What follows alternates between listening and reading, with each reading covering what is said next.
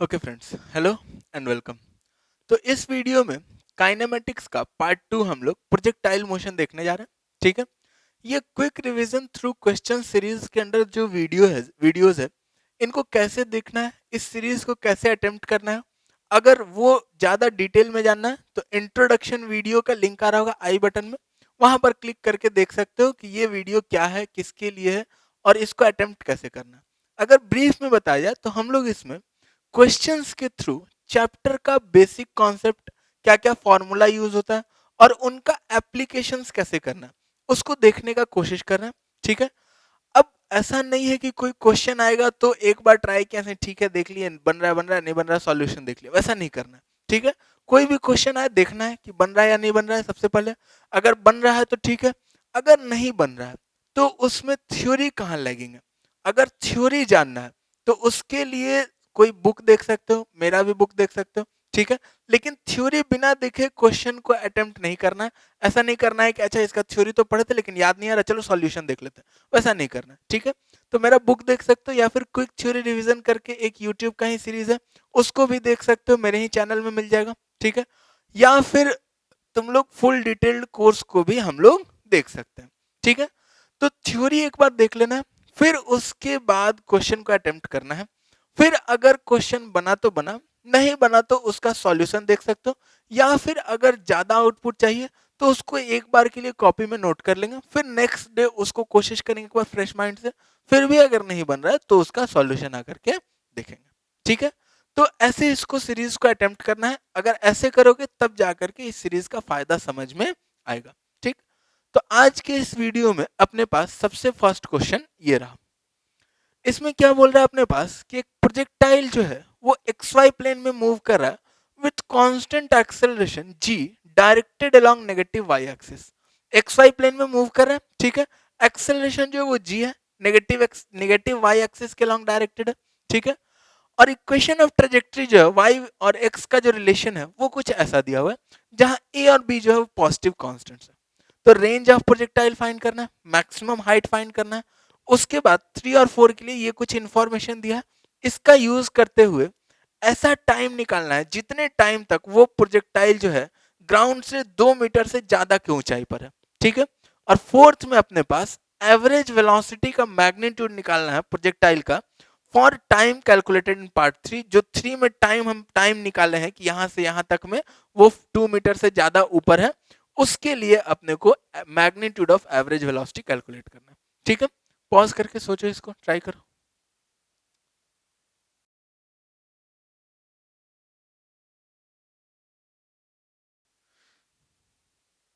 चलो देखो, आ गया, एक आध बनना चाहिए था। जैसे अगर इक्वेशन ऑफ ट्रेजेक्टरी इसी में जैसे अगर क्लियर नहीं है तो उसको एक बार देख लेना है।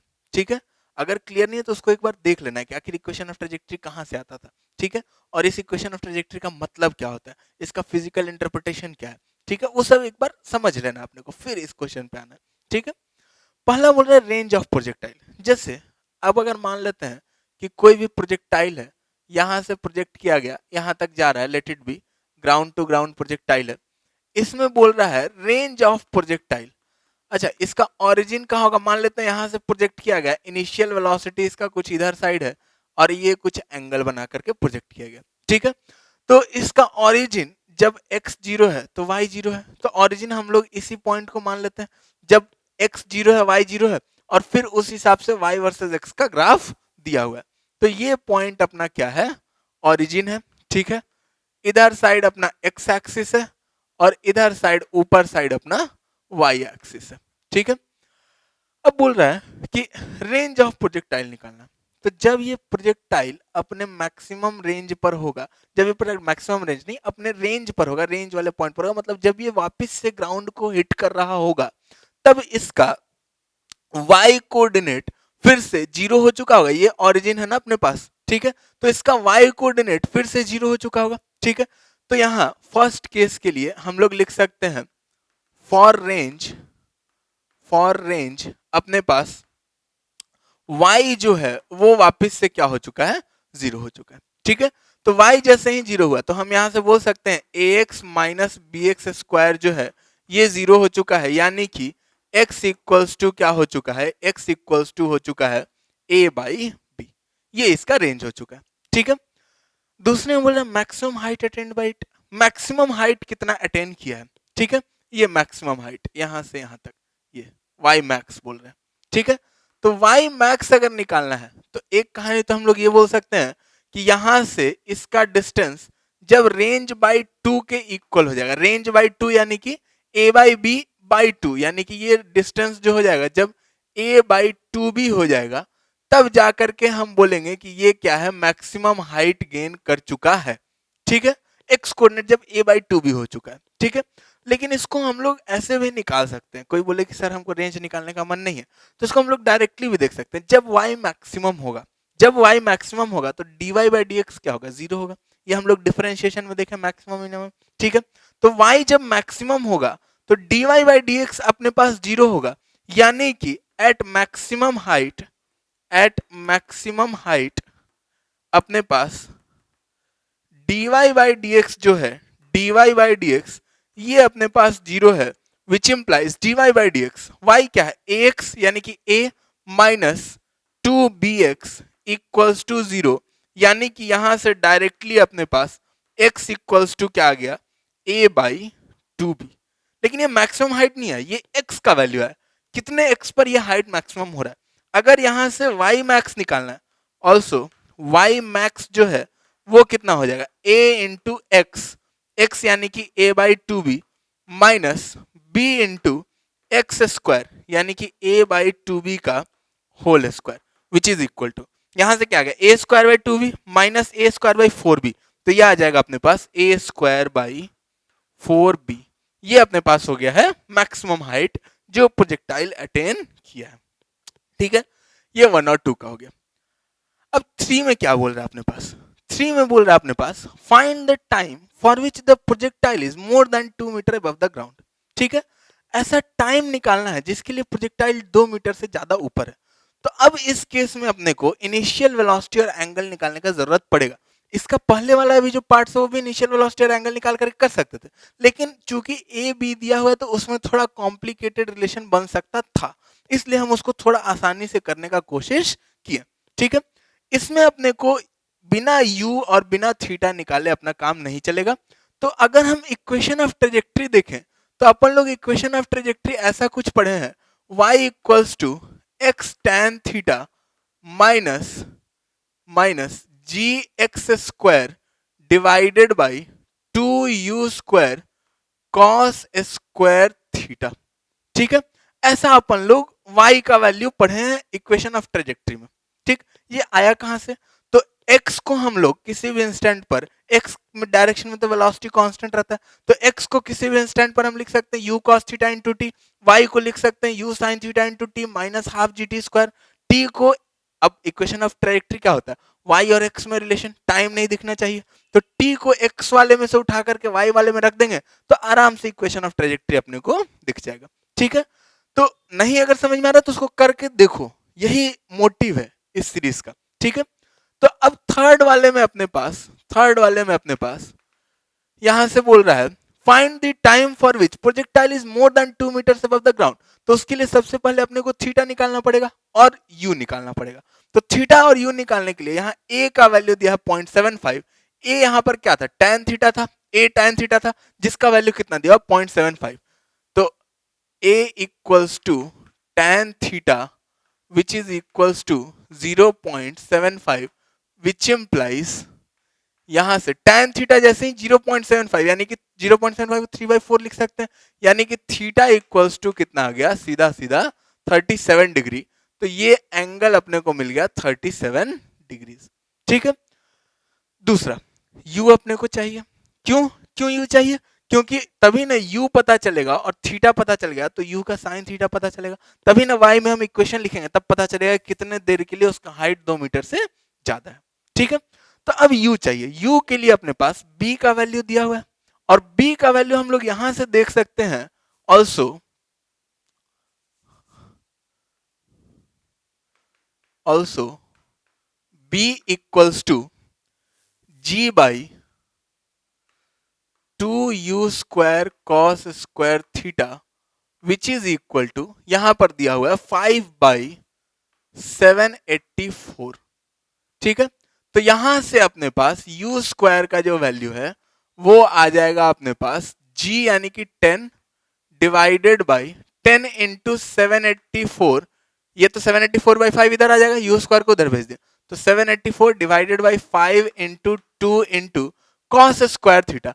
तो कॉस स्क्वायर थीटा कितना हो जाएगा, कॉस थीटा हो जाएगा कॉस 37 डिग्री 4/5, तो 4/5 यानी कॉस स्क्वायर थीटा कितना हो जाएगा 16/25, यानी कि यहां से 5 इंटू 2 10 से 10 गया, ठीक है, 16 से 784 गया 49 टाइम्स। ठीक है, तो यहां से u का वैल्यू जो अपने पास आ गया u equals to 7 into 5, u square था तो 7 इंटू 5 यानी कि 35 मीटर पर सेकेंड, और यही ये u का वैल्यू हो गया। ठीक है, अब अपने पास पूछ रहा है कि कितने देर के लिए 2 मीटर से ऊपर था, तो उसके लिए अपने को वेलोसिटी का y कंपोनेंट चाहिए, और y कंपोनेंट कितना हो जाएगा, y कंपोनेंट हो जाएगा u का इधर cos कंपोनेंट इधर sin कंपोनेंट, तो यहां से हम लिख सकते हैं 35 इंटू साइन 37, यानी कि y कंपोनेंट जो हो जाएगा वो हो जाएगा 21 मीटर पर सेकेंड। ठीक है, और जैसे ही y कंपोनेंट अपने को 21 मीटर पर सेकेंड आया, तो अपने पास डिस्प्लेसमेंट जो है वो कितना दिया हुआ है, 2 मीटर दिया हुआ है y में, और डिस्प्लेसमेंट 2 मीटर, तो अब अगर देखा जाए तो 2 मीटर से ऊपर कितने देर के लिए है, तो 2 मीटर कहां कहां अगर उसका टाइम निकल जाए, तो ये बड़ा वाला टाइम यहाँ पर t2 माइनस t1 अगर कर देंगे, मान लेते हैं t2 टाइम पर ये 2 मीटर पर है और एक t1 टाइम पर ये 2 मीटर पर है, तो अगर t2 माइनस t1 कर देंगे तो अपने पास क्या आ जाएगा, कितने देर के लिए वो टोटल 2 मीटर से ऊपर है। ठीक है, तो वहां से अगर देखा जाए तो अपने पास y कितना है 2 इज इक्वल टू uy कितना है 21 into T minus half into 10 into t square. ठीक है, 2 मीटर से ऊपर के लिए। ठीक, तो ऑल्सो दिस विच इम्प्लाइज, यहां से अपन लोग लिख सकते हैं क्या, ये 5t स्क्वायर हो गया, 5t स्क्वायर को इधर लेके चला है तो यहां से आ गया 5t square minus 21t plus 2 equals to 0। तो अब यहां से अगर क्वाड्रेटिक बन गया है t में, तो t का वैल्यूज अगर निकाला जाए तो -21 प्लस माइनस अंडर रूट 21 का स्क्वायर यानी कि 441 माइनस 4ac यानी कि -40 डिवाइडेड बाई 2a यानी कि यहां से क्या हो जाएगा 2a यानी कि 10। ठीक है, अच्छा माइनस b यानी कि ये माइनस माइनस प्लस हो जाएगा। ठीक है, तो यहां से अब अपने पास क्या आ गया, विच इंप्लाइज t का दो वैल्यूज आएगा, एक आएगा 21 प्लस अंडर रूट 401/10 और एक आएगा 21 माइनस रूट अंडर 401/10। तो यहां से t1 का वैल्यू लिख ही लेते हैं, 21 माइनस अंडर रूट, माइनस वाला छोटा होगा ऑब्वियसली, तो पहले ये यहां पर पहुंचा t1, और फिर t2 जो है वो कितना है 21 प्लस रूट अंडर 401/10। तो विच इम्प्लाइज रिक्वायर्ड टाइम जो है, रिक्वायर्ड टाइम वो कितना है, वो लिखा जा सकता है t2 माइनस t1। तो t2 माइनस t1 जैसे ही करेंगे 21 से 21 कैंसिल, 2 इंटू रूट अंडर 401/10, तो यह आ जाएगा रूट अंडर, करके देखना ये सब कैलकुलेशन है सीधा, रूट अंडर 401/5। उतना टेंशन नहीं है, कॉन्सेप्ट बस यही था, ये बस खत्म, कॉन्सेप्ट इसके बाद खत्म, इसके बाद क्या है कैलकुलेशन। ठीक है, तो which is equal to root under 401, इसको अप्रोक्सीमेटली रूट अंडर 400 लिख सकते हैं, अप्रोक्सीमेटली रूट अंडर 400, तो रूट अंडर 400 का वैल्यू अप्रोक्सीमेटली कितना होगा, वो तो एक्जैक्टली इक्वल टू 20, और 20/5 यानी कि ये अप्रोक्सीमेटली कितना हो जाएगा 4 सेकेंड। ठीक है, तो जो टाइम पूछ रहा है वो अप्रोक्सीमेटली कितना हो जाएगा 4 सेकेंड हो जाएगा। अब फोर्थ में क्या बोल रहे हैं, find the magnitude of average velocity of projectile for the time calculated in part 3। Part 3 में जो टाइम आया है उसके लिए एवरेज वेलोसिटी का मैग्नीट्यूड निकालना है। ठीक है, एवरेज वेलोसिटी क्या होता है, डिस्प्लेसमेंट बाय टाइम। ठीक है, अब कुछ लोग करने लगेगा सर यहाँ का x1 निकालेंगे, यहाँ का x2 निकालेंगे, फिर डिस्प्लेसमेंट बाय टाइम, उतना करने का जरूरत नहीं है। अपने को सीधा सीधा ये पता है कि x का जो वेलोसिटी है, x का जो वेलोसिटी है वो अपने पास सीधा सीधा u cos थीटा रहने वाला है, x का वेलोसिटी तो चेंज करता नहीं है। ठीक है, और इसके पास जो y में है y में इसके पास कोई डिस्प्लेसमेंट नहीं है, यहां से यहां तक y में कोई डिस्प्लेसमेंट नहीं, y में नेट डिस्प्लेसमेंट, जो final displacement, final position minus initial position, तो y का डिस्प्लेसमेंट नहीं है। जो भी डिस्प्लेसमेंट दिख रहा है वो किस में दिख रहा है, x में दिख रहा है। ठीक है, तो अगर डिस्प्लेसमेंट केवल x में दिख रहा है तो हम लोग बोल सकते हैं यहां से फोर्थ के लिए डिस्प्लेसमेंट चूंकि केवल x में दिख रहा है तो हम लोग लिख सकते हैं यहां से डिस्प्लेसमेंट इक्वल्स टू x का डिस्प्लेसमेंट कितना होगा, u cos theta into t. तो यानी कि विच इंप्लाइज एवरेज वेलोसिटी जो हो जाएगा वो कितना हो जाएगा, डिस्प्लेसमेंट बाय टाइम। तो डिस्प्लेसमेंट बाय टाइम यानी कि कितना हो जाएगा, u cos थीटा। और जब भी दो इक्वल हाइट पर बात किया जाए एवरेज वेलोसिटी का, यहां से यहां तक या कहीं से भी कहीं तक इक्वल हाइट अगर रहेगा तो एवरेज वेलोसिटी यही रह जाएगा u cos थीटा, क्योंकि y में कोई डिस्प्लेसमेंट नहीं होने वाला। ठीक है, ये मैग्नीट्यूड ऑफ एवरेज वेलोसिटी है। तो which is equal to u का वैल्यू अपने पास कितना है 35, u का वैल्यू 35 इंटू कॉस 37, तो कॉस 37 कितना हो जाएगा 4/5, तो ये हो जाएगा which is equals to 28 meter पर सेकेंड। ये अपना 4 का आंसर हो गया। ठीक है, तो इस क्वेश्चन के थ्रू हम लोग पूरा का पूरा प्रोजेक्टाइल का जो भी बेसिक्स है, ग्राउंड टू ग्राउंड प्रोजेक्टाइल में बेसिक्स जितना भी है, कैसे हम लोग हाइट निकालते हैं, कैसे हम लोग रेंज निकालते हैं, कैसे हम लोग टाइम निकाल सकते हैं, कैसे हम लोग एवरेज वेलोसिटी निकालते हैं, ये बेसिक्स जो भी फॉर्मूलाज है उसको हम लोग यूज करना सीखें। ठीक है, इसको अपन लोग नोट कर लेते हैं। अगर नहीं बना तो फिर से एक बार कोशिश करके देखो, अपने से सॉल्यूशन देख लिए। ठीक है, फिर से एक बार कोशिश करो उसको कि अपने से अगला दिन, उसके अगला दिन इसको नोट करके फिर से कोशिश करना। ठीक है, फिर अपन लोग इसमें अगर बेस्ट आउटपुट लेना है तो ये करना ही पड़ेगा। ठीक है, इसको नोट कर लेते हैं, फिर अपन लोग नेक्स्ट क्वेश्चन देखते हैं।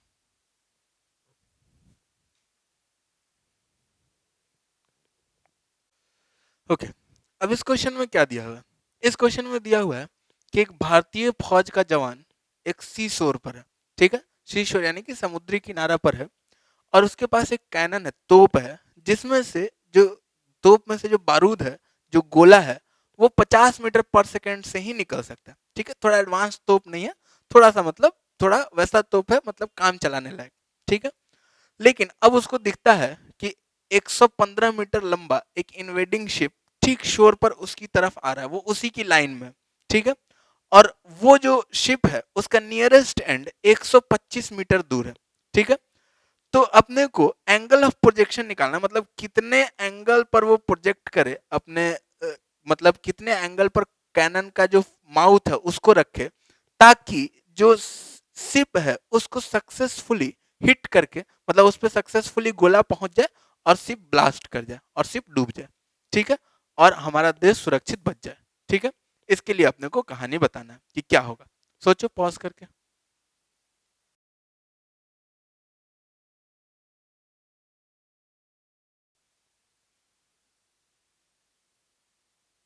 चलो देखो, सोच लिया, ये तो बनाना चाहिए था भाई तुमको। ठीक है, कुछ नहीं, गलत सही कुछ भी बनाओ। ठीक है, चलो देखो, अपने पास कहानी ऐसा दिया हुआ है कि ऐसा शोर पर ये आदमी है, सोल्जर है, और इसके पास ये ऐसा गोला है। ठीक है, कैनन है। अब कैनन में से शेल जो निकल सकता है वो 50 मीटर पर सेकंड के स्पीड से निकल सकता है, और यही एंगल पूछ रहा है कि कितने एंगल पर वो कैनन को रख करके फायर करे, ताकि यहां पर जो शिप है, शिप को वो हिट कर सके। ठीक है, शिप को वो हिट कर सके। ठीक, अब अपने पास शिप को इसको हिट करना है, तो यानी कि इसका जो रेंज होना चाहिए, रेंज कुछ ऐसा होना चाहिए कि इसका जो डिस्टेंस है यहां से शिप तक का, कितना डिस्टेंस है 125 मीटर, नियरेस्ट एंड का डिस्टेंस है 125 मीटर। ठीक है, और अगर फार्देस्ट एंड के डिस्टेंस का बात किया जाए तो वो डिस्टेंस कितना हो जाएगा 125 प्लस 115 यानी कि 240 मीटर। ठीक है, तो फार्देस्ट एंड जो है वो 240 मीटर है और नियरेस्ट एंड 125 मीटर है। तो रेंज जो होना चाहिए 125 से 240 मीटर के बीच में होना चाहिए। ठीक है, इतना कहानी तो क्लियर है, इसमें कोई दिक्कत नहीं होना चाहिए। अब देखो 125 मीटर रेंज, तो for range to be 125 metre exactly पहले देख लेते हैं। For range to be 125 metres, अपने पास 125 equals to u square, into sine 2 theta divided by g. यही होता है ना रेंज। रेंज क्या होता है? यूज कर साइन 2 थीटा बाई जी। अगर नहीं याद है तो देखो कि कहां से ये रेंज आ रहा है। ठीक, तो अब यहां से अपने पास क्या मिलेगा? Which implies sine 2 theta equals to, जब इसको सॉल्व करेंगे ये 250 250 तो 1/2, तो which implies 2 theta equals to 30 degree, which implies theta equals to 15 degrees. ठीक है, तो एक थीटा तो अपने पास आ गया 15 डिग्रीज, ये एक थीटा का वैल्यू निकल के आ गया। ठीक है, अब दूसरा कितना? 240 मीटर। ठीक है, तो 240 meter for range to be 240 meter. ठीक है, तो 240 मीटर होने के लिए यहां पर 240 इक्वल्स टू फिर से वही u स्क्वायर यानी कि 50 square sine 2 theta divided by 10, यानी कि यहां से आ जाएगा अपने पास साइन 2 थीटा इक्वल्स टू 24/25, और यहां से आ जाएगा अपने पास थीटा इक्वल्स टू 37 डिग्रीज। कैसे आ गया सर? अभी तो हमको भी नहीं पता सर, ये तो मैथ्स वाले सर से पूछना पड़ेगा सर। ठीक है, चलो मैथ्स वाले सर से या मैथ्स वाले मैडम से।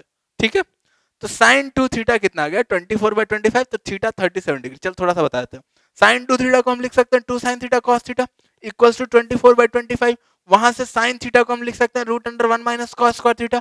वहां से अपने पास कॉस थीटा में एक इक्वेशन आ गया, सॉल्व कर लेंगे। या फिर साइन 2 थीटा अपने पास 24/25 है, तो यहां से कॉस 2 थीटा निकाला जा सकता है। कॉस 2 थीटा क्या हो जाएगा? साइन 2 थीटा 24/25, तो कॉस 2 थीटा, साइन अल्फा दिया है, कॉस अल्फा निकालना है। आराम से निकाल सकते हो, नहीं निकाल सकते हो लानत है तुम्हारे ऊपर। ठीक है, कॉस 2 थीटा आ गया। अब जैसे ही कॉस 2 थीटा आया तो यहां से 2 कॉस स्क्वायर थीटा -1 लिख सकते हैं कॉस 2 थीटा को, equals to 7/25, which implies 2 cos square theta equals to 32/25, which implies cos theta equals to 16/25 का रूट यानी कि 4/5, यानी कि थीटा इक्वल्स टू 37 डिग्री। एक मेथड ये भी हो सकता है। ठीक है, और भी मेथड हो सकता है, ये ज्यादा मैथ में बताया जाएगा। ठीक है, तो थीटा यहां से क्या आ गया? 37 डिग्री आ गया। तो यानी कि एक थीटा 15 आ रहा है, एक थीटा अपने पास 37 आ रहा है, तो क्या यही दो थीटा है अपने पास? तो नहीं। ध्यान से अगर देखोगे ये क्वेश्चन उसीलिए था। रेंज जो है यहां से जो हम थीटा निकाले हैं 15 डिग्री, ये 15 के साथ साथ एंड ये 75 डिग्री भी आएगा, क्योंकि साइन 2 थीटा हाफ जो है वो 2 थीटा इक्वल्स टू 30 डिग्री पर भी होता है, और 2 थीटा इक्वल्स टू 150 डिग्री पर भी होता है। ट्रिग्नोमेट्री वाला वीडियो देखोगे तो ये ज्यादा क्लियर हो जाएगा। ठीक है, तो साइन 2 थीटा हाफ जो है ये 30 और 150 दोनों पर होगा, और जब दोनों पर होगा तो थीटा का दो वैल्यू होगा, 15 और 75। और वैसे भी हम लोग जानते हैं अगर हम लोग थीटा पर फेंके या 90 माइनस थीटा पर फेंके, एंगल अगर थीटा रहे या 90 माइनस थीटा रहे, रेंज जो है ग्राउंड टू ग्राउंड प्रोजेक्टाइल का क्या होता है? दोनों केस में सेम होता है। ठीक है, दोनों केस में ग्राउंड टू ग्राउंड प्रोजेक्टाइल का रेंज सेम होगा। ठीक, अब यहां से अगर देखा जाए तो इसको समझने का एक और भी तरीका है, इधर से थीटा बना के फेंके या वर्टिकल से थीटा बना के फेंके, दोनों में रेंज क्या होगा? सेम होगा। हॉरिजॉन्टल से थीटा या वर्टिकल से थीटा, रेंज क्या रहेगा? दोनों का सेम रहेगा। ठीक है, ये बात अपने को पता होना चाहिए था इस क्वेश्चन के लिए। ठीक, तो यहां से थीटा का 15 और 75 आया, और यहां से थीटा का वैल्यू 37 एंड 53 आएगा।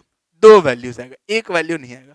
ठीक है, तो अब जैसे ही यहां से 15 एंड 75 आया, अपने को इतना तो समझ में आ गया कि 15 डिग्री पर, यहाँ 15 और 75 वाले को रेड से बना रहे हैं, 15 डिग्री पर रेंज ऐसा है, और 75 डिग्री पर भी रेंज जो है वो कुछ यही है।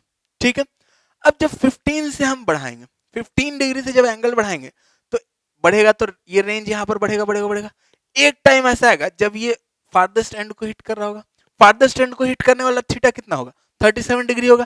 तो फार्देस्ट एंड को एक टाइम ऐसा आएगा जब ये फार्देस्ट एंड को हिट कर रहा होगा, और उस टाइम का थीटा 37 डिग्री है। ठीक है, फिर उसके बाद 37 से जब ज्यादा होगा, मैक्सिमम रेंज अगर इसका देखोगे तो वो 240 से ज्यादा आएगा। ठीक है, मैक्सिमम रेंज इसका जो आएगा वो 250 मीटर आएगा। साइन 2 थीटा उस वक्त पर 1 हो जाएगा, तो मैक्सिमम रेंज 250 कब होता है? 45 डिग्री एंगल पर। ये भी अपने को पता होना चाहिए। मैक्सिमम रेंज कब होता है? जब 2 थीटा 90 यानी कि थीटा कितना 45 डिग्री, ठीक है। तो मैक्सिमम रेंज यहाँ पर आएगा, ठीक है। मैक्सिमम रेंज कुछ इसके आगे 45 तक आगे चला गया, फिर उसके बाद बढ़ाएं बढ़ाएं बढ़ाएं, जब फिर से 53 होगा तब फिर से ये उस एंड को हिट कर रहा होगा 53 पर, और फिर 53 से और अगर बढ़ाएंगे तो फिर रेंज कम होते होते एक टाइम पर यहाँ आ जाएगा, फिर इससे ज्यादा बढ़ाएंगे तो फिर ये इधर वाटर में ही रह जाएगा, ठीक है। तो यानी कि अपना जो सक्सेसफुल शॉट है वो एक तो ये रेंज है सक्सेसफुल शॉट का, ठीक है, और एक अपने पास ये रेंज है सक्सेसफुल शॉट का, ठीक है। कोई दिक्कत इसमें नहीं, इसमें कोई दिक्कत नहीं होना चाहिए समझने में। अगर दिक्कत हो रहा है तो एक बार फिर से इसको सोचो। सक्सेसफुल शॉट का जो रेंज है वो कहां से कहां तक है? 15 से 37 और फिर 53 से 75, ठीक है। तो यहां पर जो अपना आंसर है, आंसर क्या होगा? 15 degree to 37 degree and 53 degree to 75 degree, इतने तक में वो शिप को हिट करेगा, और नहीं तो बाकी में क्या हो जाएगा? मिस कर जाएगा, ठीक है। तो वैसे ऑब्वियसली जब वॉर का टाइम होगा तो इतना कैलकुलेशन करने का टाइम नहीं होता, वहां पर काम चलता है hit and trial, intuition, practice, पहले से कितना उस पर काम किया है, उन सब चीजों पर काम चलता है। और यही सेम चीज होता है जब तुम एग्जाम में जाओगे, ठीक है। एग्जाम में भी यही सेम चीज, अपने को उस टाइम पर इतना सोचने का मौका नहीं रहा, जितना प्रैक्टिस किए रहोगे, जितना ज्यादा क्वेश्चंस, उतना अपने को लगेगा कि हाँ ये क्वेश्चन में ऐसे कर सकते हैं, ऐसे कर सकते हैं, टाइम वहां पर बचेगा, ठीक है। इसको नोट कर लेते हैं, फिर अपन लोग नेक्स्ट क्वेश्चन देखते हैं।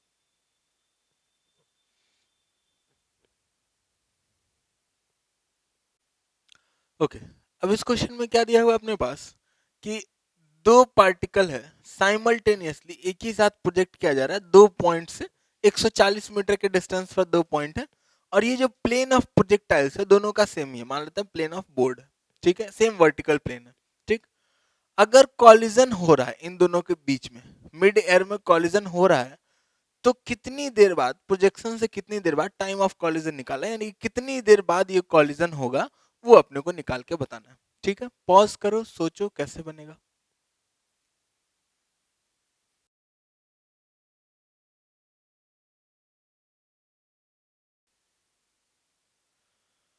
ओके, इसको देखो, इसको अगर बेसिक से बना रहे होगे वाई कोऑर्डिनेट एक्स कोऑर्डिनेट लिख के तो भी बनेगा, थोड़ा लेंदी जाएगा। इसमें आसान क्या होगा कि एक प्रोजेक्टाइल का रिलेटिव मोशन दूसरे के रेस्पेक्ट में देख लिया जाए, ठीक है। और अगर रिलेटिव मोशन देखेंगे तो एक्सेलरेशन जो है, रिलेटिव एक्सेलरेशन जो हो जाएगा वो क्या हो जाएगा? जीरो, क्योंकि दोनों ही का एक्सेलरेशन जी है नीचे, ठीक है। तो रिलेटिव एक्सेलरेशन जीरो हो जाएगा, तो ये दोनों प्रोजेक्टाइल जो है एक दूसरे के रेस्पेक्ट में कांस्टेंट वेलोसिटी से जाता हुआ दिख रहा होगा, ठीक है। अब देखते हैं, शुरुआत में दोनों सेम हॉरिजॉन्टल लेवल पर था, ठीक है। अब कांस्टेंट वेलोसिटी से जाता हुआ दिख रहा होगा। अब अगर कॉलिजन होना है कहीं पर, यानी कि दोनों का वाई कोऑर्डिनेट उस पॉइंट पर सेम रहने वाला है, ठीक है। और वाई कोऑर्डिनेट अगर सेम रहने वाला है उस इंस्टेंट पर, अगर वाई कोऑर्डिनेट सेम रहने वाला है यानी कि दोनों का वाई में डिस्प्लेसमेंट सेम होने वाला, ठीक है। और इनिशियल जो पोजीशन है दोनों का सेम है, और y में डिस्प्लेसमेंट सेम होने वाला है सेम टाइम में, तो y में वेलोसिटी सेम होना चाहिए दोनों का, ठीक है। क्योंकि रिलेटिव एक्सेलरेशन जीरो है, तो रिलेटिव वेलोसिटी जो है वो क्या रहने वाला है? रिलेटिव वेलोसिटी जो है वो कांस्टेंट रहने वाला है, ठीक है। और रिलेटिव वेलोसिटी अगर कांस्टेंट रहने वाला है यानी कि y में रिलेटिव वेलोसिटी क्या होना चाहिए दोनों का? एक के रिस्पेक्ट में दूसरे का रिलेटिव वेलोसिटी जीरो होना चाहिए, ठीक है। तो अब अगर देखा जाए तो ये 30√2 का इधर साइड वेलोसिटी ये कितना है? ये 30 है, ठीक है। और ऊपर साइड का भी कंपोनेंट कितना है? 30 है, ठीक। अब अगर कॉलिजन कितनी देर में हो रहा है वो निकालना है, तो 30 और ये 50 का इधर वाला कंपोनेंट कितना हो जाएगा? ये हो जाएगा 50 कॉस अल्फा, और 50 का इधर वाला कंपोनेंट हो जाएगा अपने पास कितना? 50 साइन अल्फा, ठीक है। तो अब अगर 50 कॉस अल्फा पता चल जाए तो 30 प्लस 50 कॉस अल्फा ये रिलेटिव स्पीड हो जाएगा दोनों का, रिलेटिव स्पीड ऑफ अप्रोच, और डिस्टेंस कितना है? 140 मीटर, ठीक है। तो वहां से टाइम तो इजीली आ जाएगा, लेकिन अल्फा निकालने के लिए वही वाई वाला कहानी अपने को यूज करना पड़ेगा, ठीक है। तो अल्फा निकालने के लिए हम लोग सीधा सीधा लिख सकते हैं 30 शुड बी इक्वल टू उसका वर्टिकल कंपोनेंट 50 साइन अल्फा, ऐसे भी सोच सकते हैं हम लोग कि y में दोनों सेम टाइम में सेम डिस्टेंस ट्रेवल कर रहे हैं, यानी कि इनिशियल वेलोसिटी दोनों का क्या रहा होगा, सेम रहा होगा, क्योंकि एक्सेलरेशन तो सेम ही है। ठीक है, तो यहां से साइन अल्फा जो आ गया अपने पास 3/5, यानी कि अल्फा यहां से क्या आ गया, साइन अल्फा अपने पास 3/5 आ गया, यानी कि अल्फा अपने पास 37 डिग्रीज आ गया। ठीक है, और अल्फा जैसे ही 37 डिग्रीज आया तो अपने पास कॉस अल्फा पता चल गया। ठीक है, तो विच इम्प्लाइज कॉस अल्फा, वैसे तो साइन अल्फा से ही कॉस अल्फा निकल जाएगा, और कॉस अल्फा यहां पर कितना है 4/5। ठीक है, तो अब जो टाइम है, टाइम हम लिख सकते हैं हेंस रिक्वायर्ड टाइम जो है वो अपने पास कितना हो जाएगा, required time equals to distance 140 divided by relative speed 30 plus 50 cos alpha. ठीक है, अगर रिलेटिव स्पीड क्लियर नहीं है तो रिलेटिव स्पीड को पहले क्लियर करो कि आखिर रिलेटिव में स्पीड काम कैसे करता है। ठीक है, तो 30 प्लस 50 कॉस अल्फा यानी कि 140 divided by 30 plus 50 into cos alpha यानी कि 40, तो 30 प्लस 40 70 और 140/70 यानी कि 2 सेकेंड। तो कितने देर के बाद कॉलिजन होने वाला है, तो यही अपना 2 सेकेंड के बाद कॉलिजन होगा और यही अपना आंसर होगा। ठीक है, ये आसान क्वेश्चन था, रिलेटिव मोशन कैसे होता है प्रोजेक्टाइल में, उस पर एक बेस्ड क्वेश्चन था। ठीक है, इसको अपन नोट कर लेते हैं, फिर नेक्स्ट क्वेश्चन देखते हैं।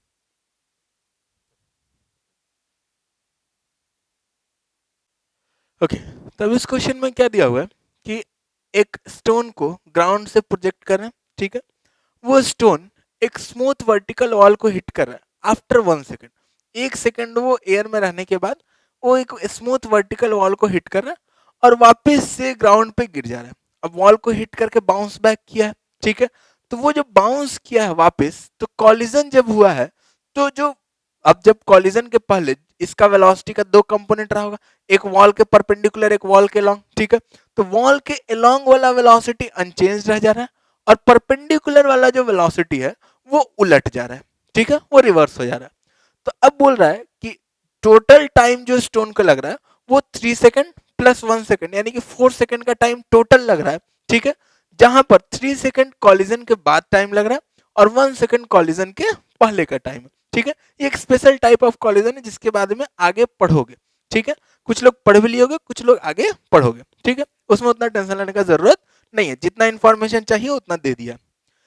अब बोल रहा है कि अगर स्टोन का एंगल ऑफ प्रोजेक्शन 53 डिग्री था विथ हॉरिजॉन्टल, ठीक है, तो मैक्सिमम हाइट कितना स्टोन रीच किया वो निकालना है, और distance from point of wall जहां पर स्टोन वापस से गिरेगा, वॉल से स्टोन कितनी दूर पर वापस गिरेगा वो डिस्टेंस अपने को निकाल के बताना है।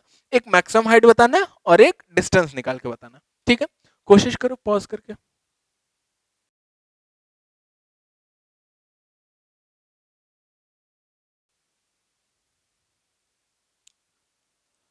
ओके, चलो आ गया, चलो देखते हैं।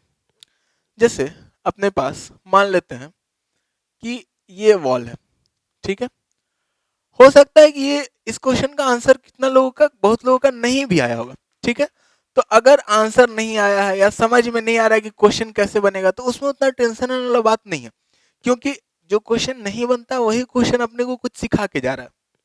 जो पहली बार में बन गया उसमें क्या सीखे, उसमें तो ज्यादा कुछ सीखे नहीं। ठीक है, तो ऐसा होता है, पहली बार में अगर क्वेश्चन नहीं बन रहा है तो ठीक भी है, वो सिखा भी रहा है, कुछ सीख भी रहा है उससे नया।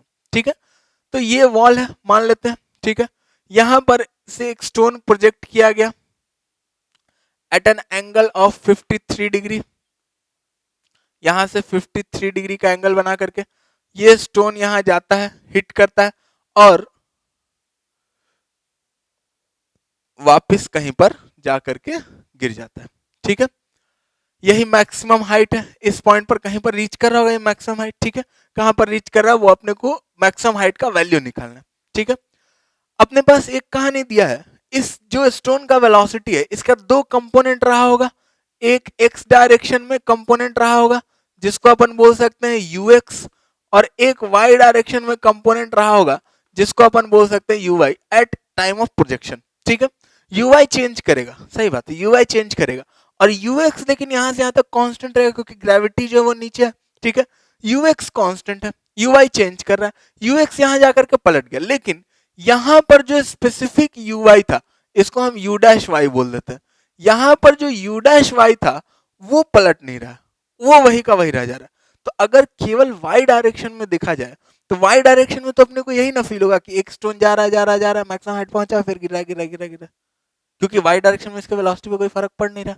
ठीक है, कहानी समझ में आ रहा है? ठीक, ऐसे ही सोचना था इसको, वाई डायरेक्शन में वेलोसिटी पे कोई फर्क नहीं पड़ रहा है, तो ऐसा फील होगा कि वाई में गया गया गया, वाई में गिर गया। ठीक है, तो अब वाई में गया गया जाकर के कितने देर बाद वो रुका है वो निकाल लेते हैं। तो टोटल टाइम जो है वो दिया हुआ है 4 सेकंड। जितना जाने में लगेगा उतना ही ना आने में लगेगा, ये तो हम लोग जानते हैं वन डायमेंशनल मोशन में जितना ऊपर जाने में लगा उतना नीचे आने में लगा, कांस्टेंट एक्सेलरेशन है। ठीक है, तो अब जाने में 2 सेकंड लगा होगा, आने में वापस 2 सेकंड लगा होगा। ठीक है, अब 2 सेकंड में वो स्टोन कितना ऊपर गया होगा? ठीक है, 2 सेकंड में वो स्टोन कितना ऊपर गया होगा? अगर वो अपने को निकालना है तो वो कैसे निकलेगा? तो उसके लिए कुछ लोग बोले कि सर ये यूआई पता होना चाहिए, तो वो तुम यूआई भी निकाल सकते हैं अपन लोग। 2 सेकंड में ऊपर जाकर के टॉप मोस्ट पॉइंट पर वेलोसिटी क्या हो चुका है? 0 हो चुका है। ठीक है, टॉप मोस्ट पॉइंट पर वेलोसिटी 0 हो चुका है, टाइम अपने को पता है, इनिशियल वेलोसिटी वहां से हम लोग निकाल सकते हैं, किसका यूज करके? Final velocity equals to initial velocity plus acceleration into time, जो एक्सेलरेशन यहाँ पर क्या है? माइनस जी है। ठीक है, साइन का अपने को ध्यान रखना, तो वो भी वहां से भी यूआई हम लोग निकाल सकते हैं, लेकिन उसका जरूरत नहीं पड़ेगा। क्यों? क्योंकि जैसा ऐसा ये स्टोन जा रहा है जा रहा है जा रहा है जा रहा है, ऊपर टॉप मोस्ट पॉइंट पर पहुंचा। ठीक है, तो जितना दूर ये टॉप मोस्ट पॉइंट पर जाने के लिए गया होगा उतना ही दूर वापस गिरा होगा, और 2 सेकंड में ये कितना डिस्टेंस गिरा? तो इनिशियल वेलोसिटी तो 0 पता है, उसमें तो इनिशियल वेलोसिटी का पंगा है ही नहीं। ठीक है, तो टोटल डिस्टेंस जो है, मैक्सिमम हाइट जो है, वो हम लोग सीधा सीधा लिख सकते हैं क्या? मैक्सिमम हाइट जितना 2 सेकंड में वो गिरा होगा, इनिशियल वेलोसिटी कितना है? 0 है। ठीक है, तो UT plus half g t square, नीचे ही हम पॉजिटिव ले ले रहे हैं। ठीक है, तो हाफ इंटू जी यानी कि 10 इंटू टी स्क्वायर यानी कि 2 square, which is equals to, यहां से कितना हो गया अपने पास? ये कैंसल आउट हो गया, यहां से हो गया 20। ठीक है, 20 मीटर। इसका एक मेथड और ये भी था कि हम लोग यहां से सबसे पहले यूआई निकाल लेते हैं। तो यूआई निकालने के लिए अपन लोग क्या कर सकते हैं? टोटल टाइम ऑफ फ्लाइट जो है, टोटल टाइम ऑफ फ्लाइट, जाने में कितना टाइम लगा होगा? यूआई बाई जी। आने में कितना टाइम लगा होगा? यूआई बाई जी। तो टोटल टाइम ऑफ फ्लाइट जो लिख सकते हैं हम लोग, वो लिख सकते हैं twice of u i by g, which is equal to, यहां पर कितना दिया? 4 सेकंड। तो यहां से यूआई जो है वो कितना आ गया है? 20 मीटर पर सेकंड। और जैसे ही यूआई आया तो एच मैक्स हम यहां से भी लिख सकते हैं कितना? UI square divided by 2g, यानी कि 400 divided by 20, which is equals to 20 meters. ये एक अल्टरनेट मेथड ये भी हो सकता है। ठीक है, अब इसका रेंज, रेंज मतलब कहां पर जाकर के वापस गिरा होगा। ठीक है, तो उसके लिए भी ज्यादा दिमाग लगाने का जरूरत नहीं है। एक्स में इसका वेलोसिटी दिया हुआ था। ठीक है, तो एक्स में जो वेलोसिटी है, यूआई एक बार आ गया। ठीक है, तो यूएक्स भी आ जाएगा अपना। यूआई जैसे ही पता चला अपने को 20 मीटर पर सेकंड, ठीक है, यूआई जैसे ही पता चला 20 मीटर पर सेकंड, तो अपने को ये वाला वेलोसिटी जो प्रोजेक्शन वेलोसिटी है वो पता चल गया 25 मीटर पर सेकंड, और यूएक्स वैसे ही पता चल गया अपने को 15 मीटर पर सेकंड। ये सारा वेक्टर का खेल है, ट्रायंगल। ठीक है, परपेंडिकुलर ट्रायंगल यहां पर बन रहा है, उस हिसाब से अपने को देख सकते हैं, ये 25 हो जाएगा, ये 15 हो गया। ठीक है, अब अगर ये 15 है, 15 मीटर पर सेकंड वेलोसिटी है, और ये वेलोसिटी यहां पर केवल रिवर्स हुआ है। ठीक है, और इसके बाद ये कितना टाइम ट्रेवल किया? टाइम कितना है इसके बाद का? 3 सेकंड है। 3 सेकंड, ये T2 बोल देते हैं इसको। ठीक है, तो T2 अपने पास कितना है? 3 सेकंड। और 3 सेकंड में ये एक्स में तो कोई एक्सेलरेशन नहीं। ठीक है, तो 3 सेकंड में ये जो डिस्टेंस ट्रेवल किया होगा s, ये s को लिखा जा सकता है also s equals to 15 meter पर सेकंड इंटू 3 सेकंड, तो इतना मीटर हो जाएगा, यानी कि कितना? 45 मीटर। तो वॉल से कितना दूरी पर गिरा होगा? 45 मीटर दूरी पर गिरा होगा। ठीक है, एक तरीका ये है इसका। दूसरा कोई ऐसा भी सोच सकता था जो थोड़ा मतलब एडवांस सोचे कि सर यहां पर जो वेलोसिटी है इधर था, वो अब वापस इधर हो गया, यानी कि वेलोसिटी का, इनिशियल वेलोसिटी का जो मिरर इमेज है वही अपना कॉलिजन के बाद फाइनल वेलोसिटी है, कॉलिजन के पहले का जो वेलोसिटी है वही अपना कॉलिजन के बाद जो फाइनल वेलोसिटी है उसका मिरर इमेज है। ठीक है, कहानी यही है। ठीक, अब मिरर इमेज है, यानी कि अगर ये वॉल नहीं होता तो जैसा ये प्रोजेक्टाइल ऐसा मोशन करता, उसी का कुछ मिरर इमेज यहां पर प्रोजेक्टाइल बना करके आ गया होगा। ठीक है, तो जैसा ये मोशन करता, अगर वॉल नहीं होता तो ये simple ground to ground projectile type का कहानी रहता। ठीक है, जिसमें कि अपने पास टाइम ऑफ फ्लाइट जो होता, ये मेथड 2 इसका, जिसमें टाइम ऑफ फ्लाइट अपने पास दिया था 4 सेकंड। टाइम ऑफ फ्लाइट अगर 4 सेकंड था तो टाइम ऑफ फ्लाइट हम लोग क्या लिख सकते थे? टाइम ऑफ फ्लाइट अपन लोग लिख सकते थे यहां से 2u साइन थीटा बाई जी, जो कि कितना है अपने पास 4 सेकंड था। ठीक है, तो यहां से अपने पास सीधा सीधा u का वैल्यू आ जाता। थीटा अपने पास 53 डिग्री दिया हुआ था, तो u का वैल्यू सीधा सीधा आ जाता 25 मीटर पर सेकंड। अब जैसे ही मैक्सिमम हाइट का बात करते हैं, तो मैक्सिमम हाइट जो है, इसी का ना मिरर इमेज इधर है, तो ये और ये हाइट तो सेम ही है। ठीक है, और ये मैक्सिमम हाइट जो है, ये क्या है? ये है u square sine square theta by 2g। ठीक है, अब u अपने को पता है, साइन थीटा अपने को पता है, और g अपने को पता है। तो जैसे ही यहाँ वैल्यूज रखेंगे, u का value 25 sine square theta by 2g, तो ये मैक्सिमम हाइट फिर से वही आ जाएगा अपने पास 20 मीटर्स। ठीक है, अब वॉल से डिस्टेंस, तो इसका रेंज अपने को पता है। रेंज कितना होगा इसका? देखो, रेंज अगर निकाला जाए तो रेंज यहां से इस प्रोजेक्टाइल का रेंज, यानी कि यहां से वहां तक का डिस्टेंस, यही ना रेंज है, ये है रेंज। ठीक है, तो इसका रेंज कितना होगा? U square sine 2 theta divided by g. अब कुछ लोग सोच रहे हो सर साइन टू थीटा कैसे निकलेगा? तो 2 थीटा क्योंकि सर 106 डिग्री हो गया, वो तो अपने को निकालने आता नहीं है। तो ये साइन 2 थीटा आया कहां से? ये डेरिवेशन अगर देखोगे तो ये 2 sine theta into cos theta में से है। ठीक है, तो इसीलिए अपना बेसिक क्लियर होना चाहिए। ठीक है, तो यहां से लिखा जा सकता है u square into 2 sine theta cos theta divided by g. अब साइन थीटा का वैल्यू हम यहां से रख सकते हैं साइन 53 कॉस 53, यू अपने को पता है 25, जी अपने को पता है, तो रेंज अगर देखा जाएगा तो रेंज आएगा 60 मीटर। ठीक है, और रेंज जैसे ही 60 मीटर आया, और रेंज हम लोग यहां से भी निकाल सकते थे, जैसे ये 25 आया तो ये 15 हो गया, और 4 सेकंड तक ट्रेवल किया, तो 4 सेकंड में कितना दूर ट्रेवल करेगा? 15 इंटू 4 60 मीटर। ठीक है, जैसे ही रेंज 60 मीटर आया और ये डिस्टेंस अपने को 15 मीटर हो जाएगा, क्योंकि 1 सेकंड है, तो ये बाकी का डिस्टेंस कितना हो जाएगा? 45 मीटर। तो यहाँ पीछे भी कितना हो जाएगा? 45। या फिर हम लोग यहाँ से भी देख सकते हैं, यहाँ से कितना दूर ट्रेवल किया? 3 सेकंड। तो 3 सेकंड में हॉरिजॉन्टल डिस्टेंस कितना ट्रेवल करेगा? हॉरिजॉन्टल डिस्टेंस ट्रेवल करेगा 15 इंटू 3, जो कि हम लोग यहाँ भी किए हैं 45 मीटर। ठीक है, तो इसको बनाने का अलग अलग भिन्न भिन्न तरीका हो सकता है, लेकिन बनाना है इसको। ठीक है, कोशिश करना है इसको। ठीक, चलो इसको नोट कर लेते हैं, फिर हम लोग नेक्स्ट क्वेश्चन देखते हैं।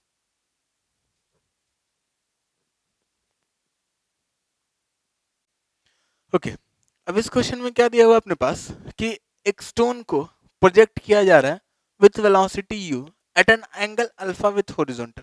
ठीक है, u वेलोसिटी से एंगल अल्फा हॉरिजॉन्टल के साथ बना करके प्रोजेक्ट कर दिया जा रहा है। टाइम निकालना है, जितने टाइम के बाद वेलोसिटी ऑफ स्टोन जो है वो इनिशियल जो वेलोसिटी ऑफ प्रोजेक्शन था उसके परपेंडिकुलर हो जाएगा। जैसे स्टोन ऐसे चल रहा है चल रहा है चल रहा है, तो कुछ टाइम के बाद हो सकता है कि इसका जो फाइनल वेलोसिटी वो इनिशियल वेलोसिटी क्या हो जाए? परपेंडिकुलर हो जाए। तो वही टाइम अपने को बताना है कितने टाइम के बाद ऐसा कंडीशन होगा। ठीक है, पॉज करो, सोचो, फिर देखते हैं क्या आ रहा है।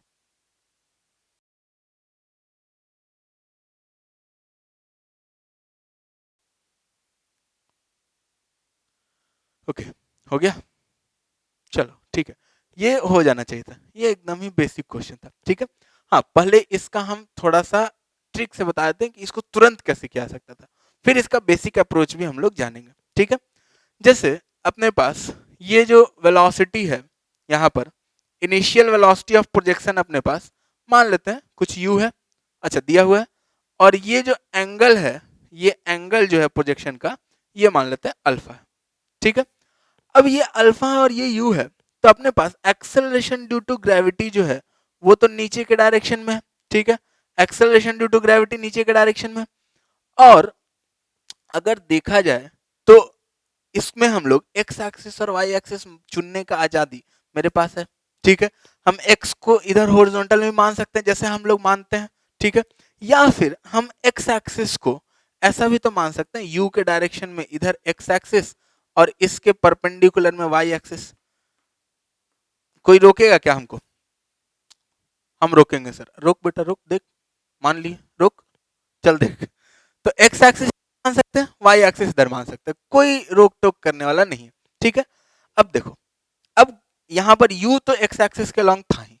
अब ये जो एक्सेलरेशन ड्यू टू ग्रेविटी है, इसको अपने को कंपोनेंट में तोड़ना पड़ेगा। पहले जो u को हम लोग तोड़ते थे, अब हम लोग g को तोड़ेंगे, ठीक है। तो g का एक कंपोनेंट तो इधर आ रहा होगा इन डायरेक्शन ऑफ u, या opposite to direction of u most precisely, ठीक है।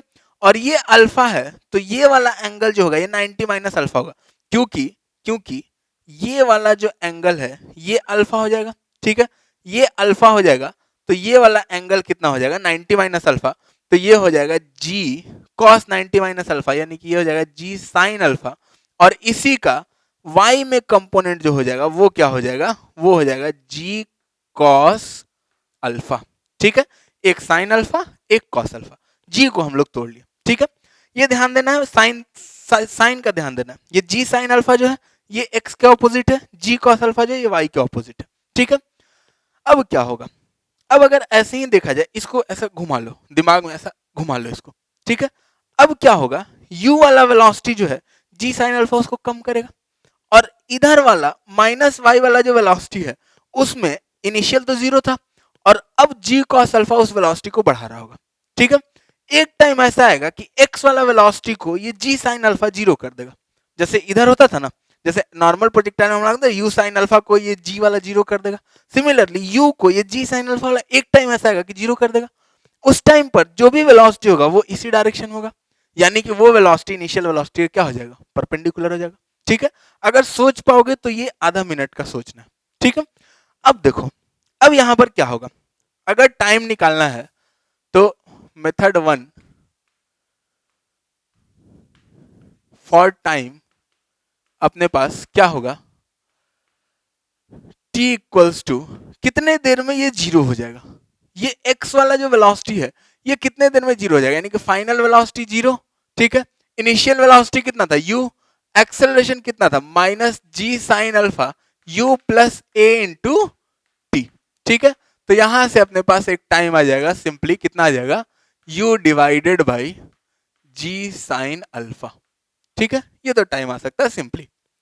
अब बोलोगे कि सर मान लीजिए नहीं सोच पाए, तो बेसिक भी है ना भाई अपने पास, बेसिक से कर सकते हैं। देखो कैसे, जैसे अपने पास ये प्रोजेक्टाइल ऐसा गया गया गया गया, एक टाइम पर मान लेते हैं कि इस इंस्टेंट पर जो इसका वेलोसिटी है यहाँ पर, वो ये जो वेलोसिटी था u इसके परपेंडिकुलर है, यानी कि ये जो एंगल है ये एंगल कितना है, ये एंगल अल्फा है, ऊपर वाला u का एंगल, अगर यहीं पर हम u को बना ले इधर, तो ये एंगल अल्फा है, और अगर ये v जो फाइनल वेलोसिटी है ये u के परपेंडिकुलर है, यानी कि ये एंगल कितना होगा 90 डिग्री माइनस अल्फा होगा, ठीक है। और जैसे ही वो एंगल अपने को पता चला 90 डिग्री माइनस अल्फा, अब u का दो कंपोनेंट था इनिशियली, कितना था, एक था u cos अल्फा और एक था u sin अल्फा, ठीक है। और इधर v का भी दो कंपोनेंट रहा होगा, एक इधर साइड कौन सा v sin अल्फा और एक इधर साइड v cos अल्फा, ठीक है। तो v का जो दो कंपोनेंट मिल गया, u का दो कंपोनेंट मिल गया। अब u का जो cos अल्फा वाला कंपोनेंट है, हम जानते हैं कि एक्सेलरेशन ड्यू टू ग्रेविटी चूंकि नीचे है तो cos अल्फा वाला कंपोनेंट को चेंज करने वाला कोई नहीं है, ठीक है। तो हम यहां से लिख सकते हैं मेथड 2 में, जो कि बेसिक मेथड है, मेथड 2 हम यहां से लिख सकते हैं u cos अल्फा जो है वो इक्वल है किसके, v sin अल्फा के, यानी कि यहां से v अपने को मिल गया कितना, u cos alpha by sin alpha. अब जैसे ही v मिला, अब यहां से यहां तक का अगर टाइम निकालना है तो y डायरेक्शन के वेलोसिटी को हम लोग देख सकते हैं, y इसमें हम लोग वर्टिकली अपवर्ड डायरेक्शन में मान रहे हैं, ठीक है। तो y डायरेक्शन के वेलोसिटी को अगर देखें तो इनिशियल वेलोसिटी कितना था u sin alpha, final velocity कितना माइनस v cos अल्फा, ये माइनस साइन का ध्यान देना, ठीक है। और एक्सेलरेशन कितना माइनस g, तो हम लोग लिख सकते हैं final velocity applying v equals to u plus a t, अपने पास क्या आ जाएगा, which implies v final velocity कितना है v cos अल्फा, ठीक है, minus of v cos alpha equals to u u initial velocity कितना है, u sine alpha minus g into t. तो अब अगर अपने को टाइम चाहिए तो यहां से टाइम इक्वल्स टू क्या हो जाएगा, u sine alpha plus v cos alpha divided by g. ठीक है। अब जैसे ही अपने को ये मिला, अब v तो अपने को पता नहीं था, तो v को यहां से उठा करके, इसीलिए ये हम लोग v निकाले हैं। ठीक है। तो v को उठा करके जैसे ही यहां रख देंगे तो यहां से टाइम आएगा u sine alpha plus u cos alpha by sine alpha into cos alpha. तो ये हो गया cos square alpha divided by g. अब कैलकुलेशन है सिंपल। अब यहां से साइन अल्फा को कॉमन एलसीएम लेके नीचे भेज देते हैं। ठीक है। तो यहां से u by g sine alpha, ये तो कॉमन सब में आ गया, इनटू अंदर में क्या बचेगा, sine square alpha plus cos square alpha, और ये तो अपने को आता ही है, ये क्या होता है, ये 1 होता है, वेरी फेमस ट्रिग्नोमेट्रिक आइडेंटिटी। तो यहां से टाइम कितना हो गया, u by g sine alpha. कहानी मेथड कोई भी हो, आंसर अपने पास सेम आएगा, कहानी अपने पास सेम रहेगा। ठीक है। तो बेसिक से भी बना सकते थे, ऐसा कुछ नहीं है, इसका रोना नहीं रोना है कि सर ये तो आपको पता है, ये हमको तो नहीं पता है, तो तुमको ये तो पता है। ठीक है, इससे बनाना है। ठीक, चलो इसको नोट कर लेते हैं, फिर अपन लोग नेक्स्ट क्वेश्चन देखते हैं।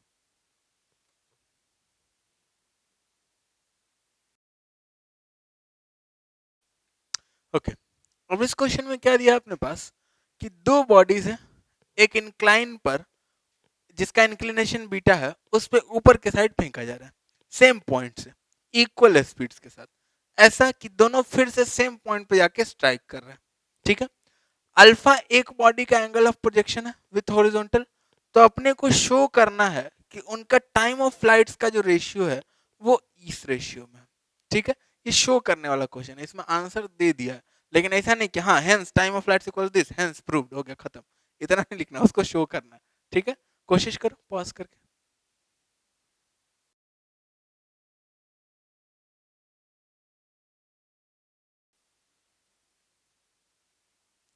चलो देखो, इसमें अपने को एक दो चीज हम बताते हैं जो कि तुम याद रख सकते हैं अपन लोग। ठीक है, जैसे ये अगर इंक्लाइन प्लेन है, ये एंगल बीटा है। ठीक है। अब अपने पास अगर यहां से हम एक प्रोजेक्टाइल को ऐसा फेंक रहे हैं कुछ एंगल अल्फा बना करके हॉरिजॉन्टल के साथ, ये हॉरिजॉन्टल के साथ एंगल अल्फा बना रहा है, यानी कि ये जो एंगल बना रहा है इंक्लाइन के साथ, ये एंगल है अल्फा माइनस बीटा। ठीक है। तो अब अगर हम एक प्रोजेक्टाइल फेंक रहे हैं जो इंक्लाइन के साथ अल्फा माइनस बीटा बना रहा है, ठीक है, अब प्रोजेक्टाइल को अप द इंक्लाइन फेंकने के लिए अवेलेबल एंगल मेरे पास कहां से कहां तक है, अवेलेबल एंगल मेरे पास यहां से लेकर के यहां तक है, ये अवेलेबल एंगल का रेंज है मेरा। ठीक है। तो अवेलेबल एंगल अगर यहां से यहां तक है और इक्वल स्पीड से फेंकना है, तो इधर से जितना एंगल बना करके एक प्रोजेक्टाइल को फेंक रहे हैं उतना ही इधर से एंगल बना करके अगर सेम स्पीड से एक प्रोजेक्टाइल और फेंकें उतना ही एंगल अल्फा माइनस बीटा ही है, ये भी एंगल जो है, ये भी एंगल कितना रहेगा, अल्फा माइनस बीटा ही रहेगा। अगर ऐसा है तो इन दोनों का रेंज जो होगा वो क्या रहेगा, सेम रेंज रहेगा, सेम रेंज। ठीक है, इन दोनों का रेंज अपने पास सेम रहेगा, यानी कि अब यहां से अल्फा माइनस बीटा, यहां से अल्फा माइनस बीटा, यानी कि इस वाले प्रोजेक्टाइल का जो एंगल है यहां से ये वाला जो एंगल है, ये एंगल कितना है, अगर इसका बात किया जाए तो ये एंगल कितना है, देखो ये अल्फा माइनस बीटा है, ये बीटा है, तो alpha minus beta plus beta, ये पूरा एंगल ये वाला और प्लस ये वाला, ये कितना हो गया अल्फा, टोटल 90 डिग्री है, तो 90 डिग्री माइनस अल्फा, ये वाला बचा हुआ एंगल हो गया। कहानी क्लियर है। ठीक है, बेसिक ज्योमेट्री। तो ये बचा हुआ एंगल हो गया अपने पास 90 डिग्री माइनस अल्फा। ठीक है, कहानी ये है। ठीक, अब अपने पास ये दो प्रोजेक्टाइल है, इंक्लाइन से एक अल्फा माइनस बीटा बना रहा है, एक 90 डिग्री माइनस अल्फा बना रहा है, दोनों का रेंज क्या दिया हुआ है, सेम है, वो तो अपने को पता ही है, वो तो हम मान के ही बना रहे हैं। ठीक है, तो अब इनका टाइम ऑफ फ्लाइट्स क्या है वो अपने को निकालना है, टाइम ऑफ फ्लाइट्स का रेशियो क्या है वो अपने को निकालना है। ठीक है, एक और इंपॉर्टेंट चीज, मैक्सिमम रेंज जो इस इंक्लाइन पर होगा वो कब होगा, वो तब होगा जब अवेलेबल एंगल जितना भी है उसके एंगल बाइसेक्टर पर अगर हम प्रोजेक्टाइल को फेंके, इनिशियल वेलोसिटी जो है वो एंगल बाइसेक्टर के लॉन्ग हो, तब जाकर के उसका रेंज जो होगा वो क्या होगा, मैक्सिमम होगा। ग्राउंड टू ग्राउंड में सेम, ठीक है। जैसे अपन लोग यहां पर बताते हैं, ग्राउंड टू ग्राउंड प्रोजेक्टाइल में अपने पास अवेलेबल एंगल कितना होता है, 90 डिग्री होता है अवेलेबल एंगल। इधर फेंकना अगर तो 90 डिग्री अवेलेबल एंगल है, ठीक है। तो उसके बीचों बीच यानी कि कितना एंगल बना करके, 45 डिग्री एंगल बना करके फॉर मैक्सिमम रेंज, ठीक है। और अगर इक्वल रेंज करना है, तो अगर इक्वल रेंज करना है तब का कहानी क्या चलेगा, तब फिर से वही कहानी, इधर से अगर हम अल्फा एंगल बना रहे हैं तो इधर से भी अपने को अल्फा एंगल बना करके जो प्रोजेक्टाइल फेंका गया होगा सेम स्पीड से, तो रेंज क्या रहेगा, इक्वल रेंज, ठीक है, इक्वल रेंज। और ये हम लोग जानते हैं, इसका दूसरा फॉर्म जानते होगे तुम, ये अल्फा है और ये अगर 90 माइनस अल्फा है तो रेंज क्या रहेगा, इक्वल रहेगा। और यहां पर देखो ये अल्फा तो ये 90 माइनस अल्फा हो गया, ठीक है। तो यही चीज यहां पर भी ट्रू होता है, ठीक। अब रेंज सेम है, इतना कहानी अपने को समझ में आ गया, ठीक है। अब अपने पास बोल रहा है टाइम ऑफ फ्लाइट का रेशियो क्या होगा। तो अब टाइम ऑफ फ्लाइट अगर नहीं आता है, जो कि एग्जाम में मोस्टली याद नहीं रहता है इंक्लाइन का टाइम ऑफ फ्लाइट, तो वो एग्जाम में हम लोग निकाल सकते हैं, आराम से निकाल सकते हैं। जैसे यहां पर अगर देख बना लेते हैं क्लैरिटी के लिए, ये बीटा है। यहां पर मान लेते हैं कोई प्रोजेक्टाइल u वेलोसिटी से प्रोजेक्ट किया गया at an angle theta with incline, incline के साथ थीटा, जो कि यहां से थीटा का वैल्यू एक का अल्फा माइनस बीटा, एक का 90 माइनस अल्फा है, ठीक है। तो थीटा बना करके अगर प्रोजेक्ट किया गया तो टाइम ऑफ फ्लाइट जो है वो कितना होगा, अगर वो निकालना है यहां पर टाइम ऑफ फ्लाइट कितना होगा, तो एक्सेलरेशन ड्यू टू ग्रेविटी तो अपने पास नीचे है g, ठीक है। g का एक इधर इसके परपेंडिकुलर वाला कंपोनेंट है, कितना है g का परपेंडिकुलर वाला कंपोनेंट, तो ये बीटा, ये वाला एंगल हो जाएगा 90 माइनस बीटा, ये एंगल वापस से बीटा, तो ये हो जाएगा g cos बीटा, परपेंडिकुलर वाला कंपोनेंट हो जाएगा g cos बीटा, और एलोंग वाला इंक्लाइन के एलोंग वाला जो कंपोनेंट होगा वो कितना हो जाएगा, वो हो जाएगा अपने पास g sin बीटा। लेकिन अब टाइम ऑफ फ्लाइट निकालने के लिए परपेंडिकुलर का बात क्या जाता है, u का भी दो कंपोनेंट रहा होगा, एक रहा होगा u cos थीटा और एक रहा होगा u sin theta, perpendicular to incline, ठीक है। अपन लोग एक्स एक्सिस ऐसा मान रहे हैं अलोंग द इंक्लाइन और वाई एक्सिस मान रहे हैं परपेंडिकुलर टू द इंक्लाइन, ठीक है। ऐसे ही तोड़ते थे हम लोग जनरली, ठीक। अब टाइम ऑफ फ्लाइट निकालने के लिए, तो जब टाइम ऑफ फ्लाइट पूरा जब तक कंप्लीट कर चुका होगा तो वाई में डिस्प्लेसमेंट जो होगा वो वापस से जीरो हो गया होगा, ठीक है। तो डिस्प्लेसमेंट अलोंग वाई को हम लोग यूज करेंगे, डिस्प्लेसमेंट अलोंग वाई जो है वो जीरो है, और इसको लिखा जा सकता है u y into time of flight plus half a y into time of flight का square, which implies zero equals to u y कितना है, u sine theta into time of flight minus half, अब g cos beta minus में था इसलिए minus, तो minus half g cos beta into time of flight का square. तो यहां से टाइम ऑफ फ्लाइट जो हो गया वो हो गया 2u sine theta by g cos beta. अब यहां पर अगर ये दोनों प्रोजेक्टाइल को देखा जाए तो दोनों के लिए बीटा तो सेम है, दोनों के लिए जो u है वो भी सेम है, सेम स्पीड इक्वल स्पीड्स लिखा हुआ है, ठीक है। तो u सेम है बीटा सेम है, यानी कि यहां पर टाइम ऑफ फ्लाइट जो है वो प्रोपोर्शनल है किसके, साइन थीटा के। यानी कि हम लिख सकते हैं यहां से हेंस t2 बाई t1 ये क्या हो जाएगा, टाइम ऑफ फ्लाइट ऑफ 2, यानी कि फर्स्ट वाला जो अल्फा एंगल बना रहा था इसके साथ, यानी कि अल्फा माइनस बीटा, ये हो गया अपना थीटा 1 और ये हो गया अपना थीटा 2। तो यहां से लिखा जा सकता है equals to sine theta, sorry यही 2 है ना, ये दूसरा वाला माने हम लोग, ठीक है, जो अल्फा एंगल बना रहा है, और ये पहला वाला साइन थीटा 1, ठीक है। वैसे भी रेशियो अपन आएगा तो देख लेंगे कि रेशियो अगर उल्टा है यानी कि अपन उल्टा मान लिए थे, ठीक है। तो sine theta 2 upon sine theta 1 which implies t2 by t1 equals to sine theta 2 यानी कि sine of alpha minus beta divided by sine theta 1 यानी कि sine of 90 degree minus alpha, यानी कि इसको लिखा जा सकता है कॉस अल्फा। और यही तो अपने को प्रूव करना था कि टाइम ऑफ फ्लाइट्स का जो रेशियो है वो sign alpha minus beta divided by cos alpha, ठीक है। स्टेप बाय स्टेप सोचते चलना है, एक स्टेप, दूसरा स्टेप, तीसरा स्टेप, ठीक है। स्टेप बाय स्टेप सोचोगे अपने आप बन जाएगा, ठीक है। अगर एक ही बार क्वेश्चन देख कर सोचोगे साइन अल्फा माइनस बीटा कहाँ से आएगा, उसके लिए अपने को साइन अल्फा माइनस बीटा को तोड़ दोगे पहले पहले ही अगर उटपटांग काम होगा तो फिर आंसर आने का संभावना थोड़ा कम हो जाता है। फिजिक्स में यही सबसे बड़ा खासियत है। एक ही बार आंसर तक पहुंचने का कोशिश मत करो। दिमाग में ऐसे हो जाता है कभी कभी, सोचता है लोग कि आंसर तक अगर आ रहा है समझ में तब जाकर के कॉपी कलम उठाना है। ऐसा नहीं होता है। पहले कॉपी कलम उठाओ, एक एक स्टेप लिखो, क्या आ रहा है, क्या समझ में आ रहा है, क्या नहीं समझ में आ रहा है, क्या क्या इन्फॉर्मेशन है, उसके बाद अपन लोग उसको देखेंगे। एक एक स्टेप बाय स्टेप बढ़ोगे तो अपने आप हो जाएगा। पूरा दिमाग में एक साथ ब्लूप्रिंट, जनरली अच्छा क्वेश्चन जो होता है उसका बनाना थोड़ा मुश्किल होता है। ठीक है, इसको अपन लोग नोट कर लेते हैं, फिर हम लोग नेक्स्ट क्वेश्चन देखते हैं।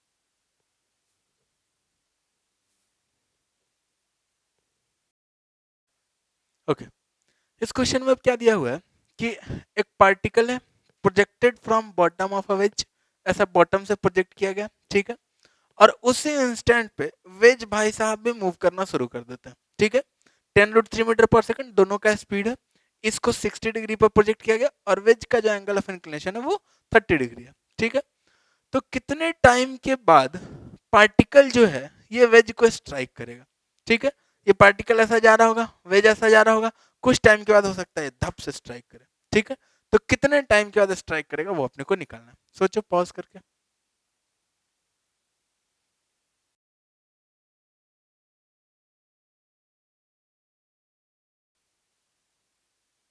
ओके, इसको करने का एक तरीका तो ये था कि अपन लोग मान लेते हैं टी टाइम का स्ट्राइक किया। ठीक है, बेसिक एकदम बेसिक मेथड।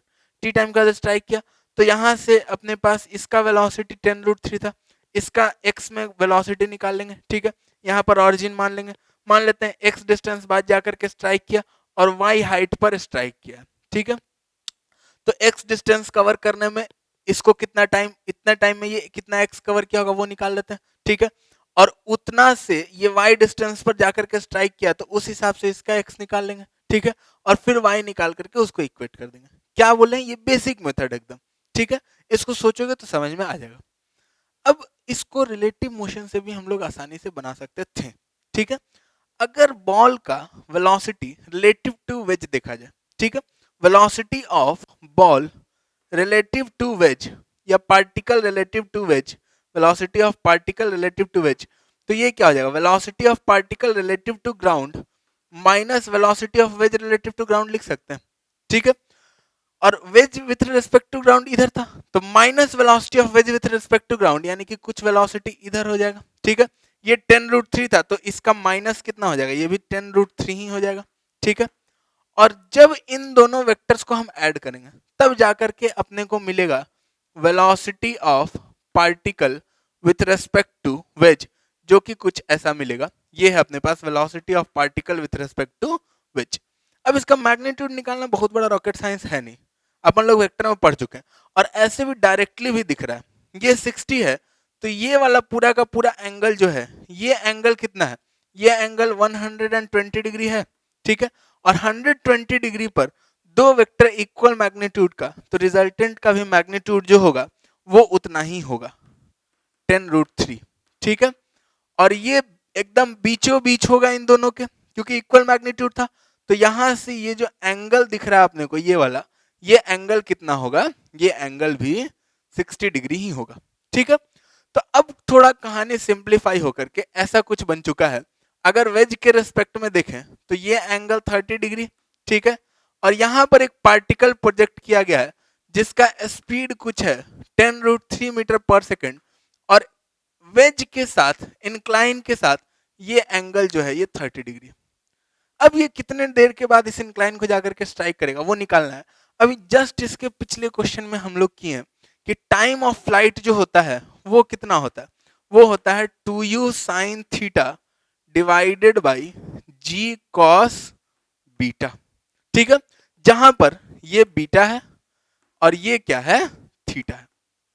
ठीक है, अब अगर नहीं याद है एग्जाम में, अगर ये बात नहीं पता है, ठीक है, तो बेसिक से भी कर सकते हैं। जो एक्सेलरेशन ड्यू टू ग्रेविटी है, जी नीचे के साइड है। ठीक है, फिर से वही कहानी कर रहे हैं। ठीक है, इंक्लाइन के परपेंडिकुलर वाला जो इसका कंपोनेंट है वो कितना हो जाएगा, वो हो जाएगा अपने पास जी कॉस बीटा। ठीक है, और इसका जो इंक्लाइन के परपेंडिकुलर वाला कंपोनेंट है वो कितना हो जाएगा, वो हो जाएगा 10√3 साइन थीटा। ठीक है, ये इंक्लाइन के परपेंडिकुलर वाला कंपोनेंट और ये जी का इंक्लाइन के परपेंडिकुलर वाला कंपोनेंट। ठीक है, अब अगर इंक्लाइन के परपेंडिकुलर देखेंगे तो इसके पास इनिशियल वेलोसिटी कुछ एक्सेलरेशन है, धीरे धीरे जाकर के रुकेगा फिर वापस आएगा। डिस्प्लेसमेंट से भी बना सकते हैं कि वाई डायरेक्शन में अगर हम इधर साइड एक्स मान रहे हैं और इधर साइड वाई मान रहे हैं तो वाई डायरेक्शन में जो डिस्प्लेसमेंट है वो क्या होना चाहिए, टाइम ऑफ फ्लाइट के आखिर में वो डिस्प्लेसमेंट 0 होगा। ठीक है, या फिर हम लोग ऐसे भी बना सकते हैं कि वाई डायरेक्शन में ये गया रुका, वाई में तो कांस्टेंट एक्सेलरेशन है, गया रुका फिर वापस आया। ठीक है, तो जितना टाइम जाने में उतना टाइम आने में। ठीक है, तो कितने टाइम तक गया है, तो फाइनल वेलोसिटी वाई में 0। ठीक है, तो final velocity 0 equals to initial velocity यहां पर कितना है, initial velocity 10√3 sine theta minus acceleration minus g cos beta into t. ठीक है, जी कॉस माइनस क्यों लिखे, क्योंकि ये y के ऑपोजिट है, साइन का हमेशा ध्यान रखना। ठीक है, तो यहां से अपने पास टाइम जो आ गया वो आ गया 10√3 sine theta divided by g cos beta. ठीक है, अब यहां से अगर टाइम ऑफ फ्लाइट निकालना है, हेंस टाइम ऑफ फ्लाइट, और वही टाइम ऑफ फ्लाइट ना कितना देर में वेज को स्ट्राइक करेगा वो होगा।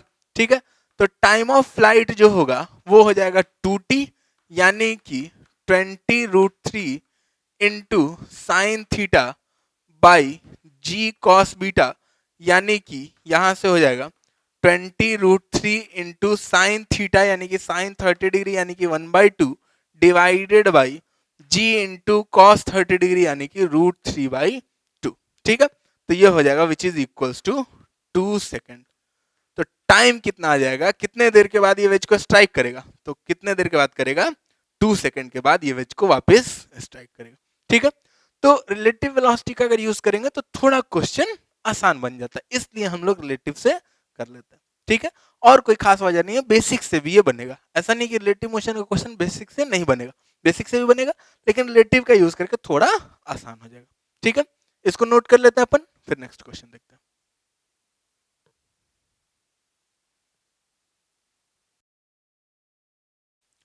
ओके, तब इस क्वेश्चन में क्या बोल रहा है अपने पास कि एक गैलरी है, ठीक है, क्रिकेट स्टेडियम का, जिसमें बेंचेस है 1 मीटर वाइड और 1 मीटर हाई।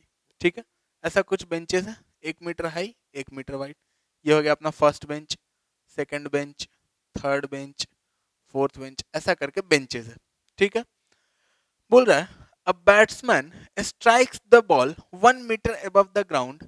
ये अपना ग्राउंड है कुछ, ठीक है, ग्राउंड पर 1 मीटर ऊपर यहां पर बॉल को स्ट्राइक करता है। ये अपने पास बॉल रहा, इसको स्ट्राइक करता है, ठीक है, 1 मीटर अबव, ये 1 मीटर अबव यानी कि फर्स्ट बेंच के हाइट से। ठीक है, ग्राउंड पर 1 मीटर अबव से स्ट्राइक करता है बॉल को और एक लंबा छक्का मारता है। ठीक है, कितना लंबा समझ में आ रहा है, लंबा छक्का मारता है। तो बॉल स्टार्ट्स 35 मीटर पर सेकेंड। ठीक है, बॉल का इनिशियल वेलोसिटी जो है वो दे दिया है 35 मीटर पर सेकेंड है, जैसे ही बैट कर रहा है। ये वाला जो एंगल है, एंगल दे दिया है अपने को 53 हॉरिजॉन्टल के साथ। ठीक है, अब the benches are perpendicular to plane of motion of ball. ठीक है, बेंचेस जो है वो बॉल जैसा जा रहा है उसके प्लेन ऑफ मोशन के परपेंडिकुलर है। ठीक है, और फर्स्ट बेंच जो है वो 100 मीटर पर है फ्रॉम द बैट्समैन। यहां बैट्समैन जहां से छक्का मारा है वहां से 100 मीटर की दूरी पर है, 100 मीटर की दूरी पर है। ठीक है, अब अपने को क्या बोल रहा है, बोल रहा है on which bench will the ball hit. Ball जो है वो किस बेंच पर हिट करेगा जा करके, पहला पर, दूसरा, तीसरा, चौथा, किस बेंच पर हिट करेगा वो अपने को बताना है। जी का वैल्यू अपने को लेना है 9.8 मीटर पर सेकंड स्क्वायर। ठीक है, और ऐसा क्वेश्चन, मतलब ये जो वैल्यूज है ये वैल्यूज कुछ ऐसा है कि इसमें कैलकुलेटर का इस्तेमाल करने का जरूरत पड़ सकता है। ठीक है, तो उसमें नहीं हिचकिचाना, क्वाड्रेटिक इक्वेशन जो आएगा उसमें कैलकुलेटर का इस्तेमाल कर सकते हो, करके अगर आता है क्वाड्रेटिक, नहीं आता है तो वेरी गुड। ठीक है, लेकिन मोस्ट प्रोबेबली आएगा ही, इतना हिंट दे दे, क्वाड्रेटिक आएगा ही। ठीक है, उसमें कैलकुलेटर का यूज कर सकते हैं, करके एक बार कोशिश करो कि क्या आता है इसका आंसर। ठीक है, पॉज करो, ट्राई करो।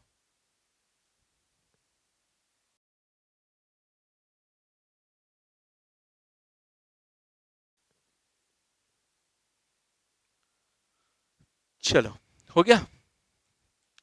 चलो देखते हैं, जैसे इसमें क्या अप्रोच हो सकता है हमारा, वो सबसे पहले सोचते हैं क्या अप्रोच हो सकता है। ठीक है, तो जैसे मान लेते हैं कि ये बॉल गया गया गया कहीं बेंच पर हिट किया होगा। ठीक है, अब जैसे फर्स्ट बेंच पर अगर हिट करेगा, ठीक है, फर्स्ट बेंच पर अगर हिट करेगा तो उसका एक्स जो है, यहां से देखते हैं, यहां से जो डिस्टेंस है वो फर्स्ट बेंच पर हिट करेगा अगर, तो यहां से डिस्टेंस 0 से 1 तक अगर रहेगा तब तक फर्स्ट बेंच पर हिट कर रहा होगा।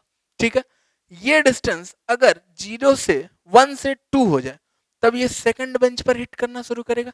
कहानी समझ में आ रहा है? देखो यहां से ऐसा बनाते हैं, इसको अगर हम 0 बोलते हैं तो ये 0 मीटर है, 1 मीटर, 2 मीटर, ये वैसे ही 3 मीटर, ऐसा ही करके।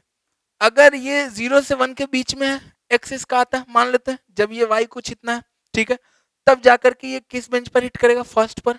अगर 1 से 2 तक आता है, ठीक है, तब ये किस बेंच पर हिट करेगा, सेकंड पर, थर्ड पर, ऐसा करके। ठीक है, मान लेते हैं अब अपन लोग देखो, अगर ये 1 मीटर ऊपर से हिट किया, ठीक है, तो हम लोग ज्यादा बेटर सुटेबल ये रहेगा कि यहां से 0 माने, यहां से ओरिजिन माने। ठीक है, क्यों यहां से 0 हम लोग एज्यूम करें या यहां को ओरिजिन मान लें। ठीक है, क्यों? क्योंकि अपने पास यहां से अगर डिस्टेंस देखा जाए तो ये पूरा का पूरा डिस्टेंस यहां से वहां तक तो 101 मीटर हो चुका है, 101 मीटर। ठीक है, और अब अपने पास जब ये 0 है, ये 1 है, ये 2 है, जब 0 से 1 है तो कौन सा बेंच है, सेकंड बेंच है। जब 1 से 2 है तो कौन सा बेंच है, थर्ड बेंच है। या फिर हम लोग ऐसा कर सकते हैं, 0 से 1 तो फर्स्ट बेंच है, 1 से 2 तो सेकंड बेंच है, इसके रेस्पेक्ट में, और इसके पहले एक बेंच छूट चुका है तो +1 कर देंगे तो अपना कहानी क्लियर हो जाएगा। ठीक है, तो अब देखा जाए अगर, तो मान लेते हैं कि यहां से x डिस्टेंस पर जाकर के ये बॉल जो है वो किसी बेंच को हिट किया होगा। ठीक है, x का ही वैल्यू निकालना है अपने को, और अगर ये x है अपने पास तो यहां से अपन लोग ऐसा एक इंक्लाइंड प्लेन ऐसा बना सकते हैं, इंक्लाइंड प्लेन जिसका एंगल ऑफ इंक्लिनेशन कितना होगा, ये 1 1 इक्वल है तो ये एंगल ऑफ इंक्लिनेशन कितना होगा, 45 डिग्री। तो अगर ये x है तो ये भी कितना रहा होगा, ये भी x रहा होगा। ठीक है, और अब हम लोग बेंच को भूल जाते हैं। अब अगर ये बॉल जा करके उस पॉइंट पर हिट कर रहा है, ऐसा ये बॉल जा करके अगर इस पॉइंट पर हिट कर रहा है तो हम लोग बोलेंगे कि अच्छा इस पॉइंट पर हिट कर रहा है तो इसका एक्स अपन लोग निकाल लिए। ठीक है, और एक्स के हिसाब से हम लोग बोलेंगे कि अब तो बीच में ये बेंच इसको इंटरसेप्ट कर दिया तो उस बेंच पर हिट कर जाएगा। ठीक है, कहानी समझ में आ रहा है ना? ठीक, ऐसा कर सकते हैं। ठीक है, अब देखो एक्स यहां पर माने हैं ये 110 मीटर है, तो इसका अगर एक्स कोऑर्डिनेट देखा जाए यहां से जहां से बैट्समैन हिट किया है वहां से, तो एक्स कोऑर्डिनेट कितना है, 101 प्लस एक्स है। मान लेते हैं टाइम टी लगा होगा, तो इसका हॉरिजॉन्टल कंपोनेंट जो वेलोसिटी का है वो कितना है, 35 cos 53। ठीक है, तो 35 cos 53 कितना हो जाएगा, इधर साइड हॉरिजॉन्टल कंपोनेंट जो इसका हो जाएगा वो हो जाएगा अपने पास 21 मीटर पर सेकंड। ठीक है, और वर्टिकल कंपोनेंट जो हो जाएगा अपने पास, वर्टिकल कंपोनेंट वो अपने पास हो जाएगा कितना, 28 मीटर पर सेकंड। ठीक है, हॉरिजॉन्टल कंपोनेंट 21 और वर्टिकल कंपोनेंट 28।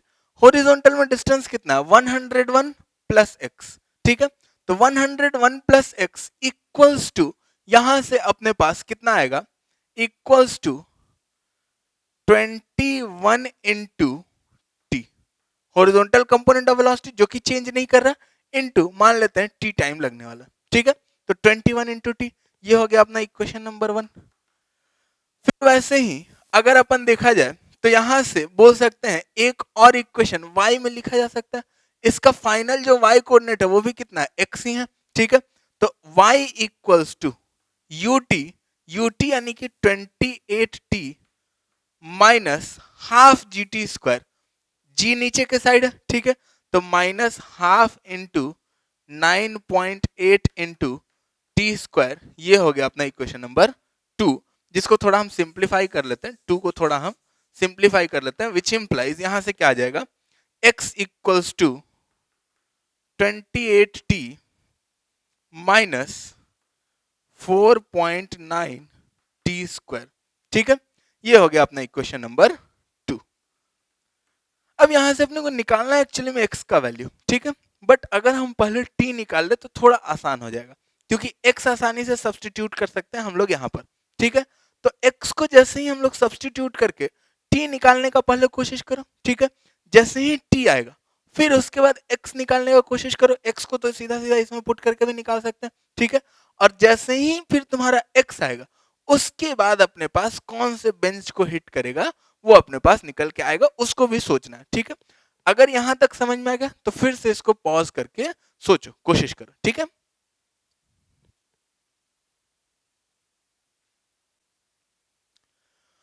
चलो तो आ गया। देखो ये सिंपल था, इसमें तो x को इसमें पुट करना था। ठीक है, तो पुटिंग पुटिंग x इन 1।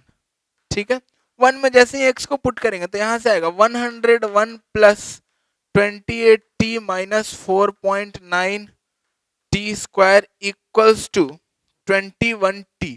ठीक है, तो विच इंप्लाइज यहां से आ जाएगा अपने पास 4.9 t square 4.9 t square minus 7t minus 101 equals to 0। अब यहीं पर कैलकुलेटर का जरूरत पड़ेगा, और कैलकुलेटर से कैलकुलेट करके जब t का वैल्यू लिखोगे तो वो आएगा 5.31 सेकेंड।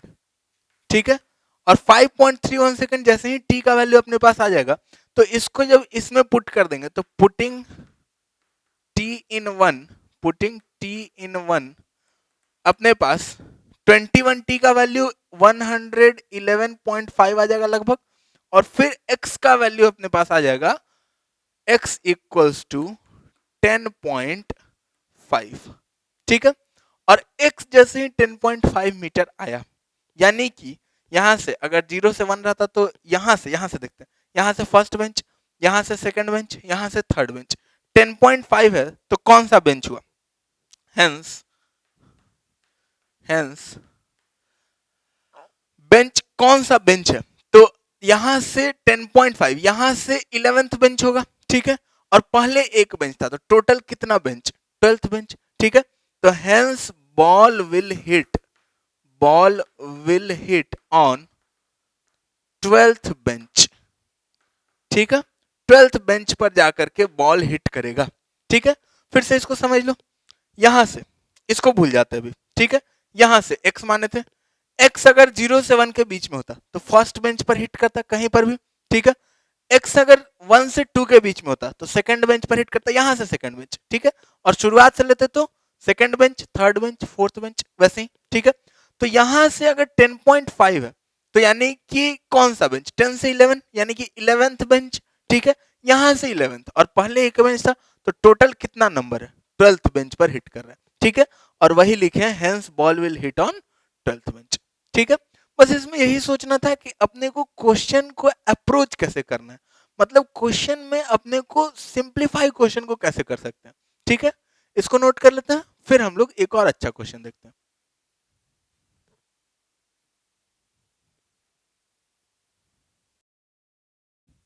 ओके, अब इस क्वेश्चन में अपने पास क्या दिया हुआ है कि मिनिमम कितने स्पीड से एक पार्टिकल को प्रोजेक्ट करें, कहां से, ओरिजिन से।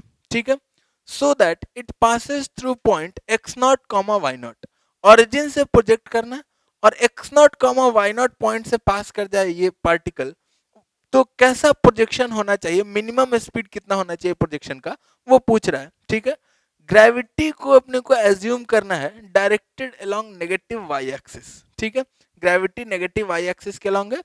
इस क्वेश्चन को कोशिश करो, देखो क्या आता है। इसका कैलकुलेशन थोड़ा लंबा जा सकता है तो कोशिश करना है इसको। ठीक है, अप्रोच सोचना है कि कैसे आएगा इसका आंसर।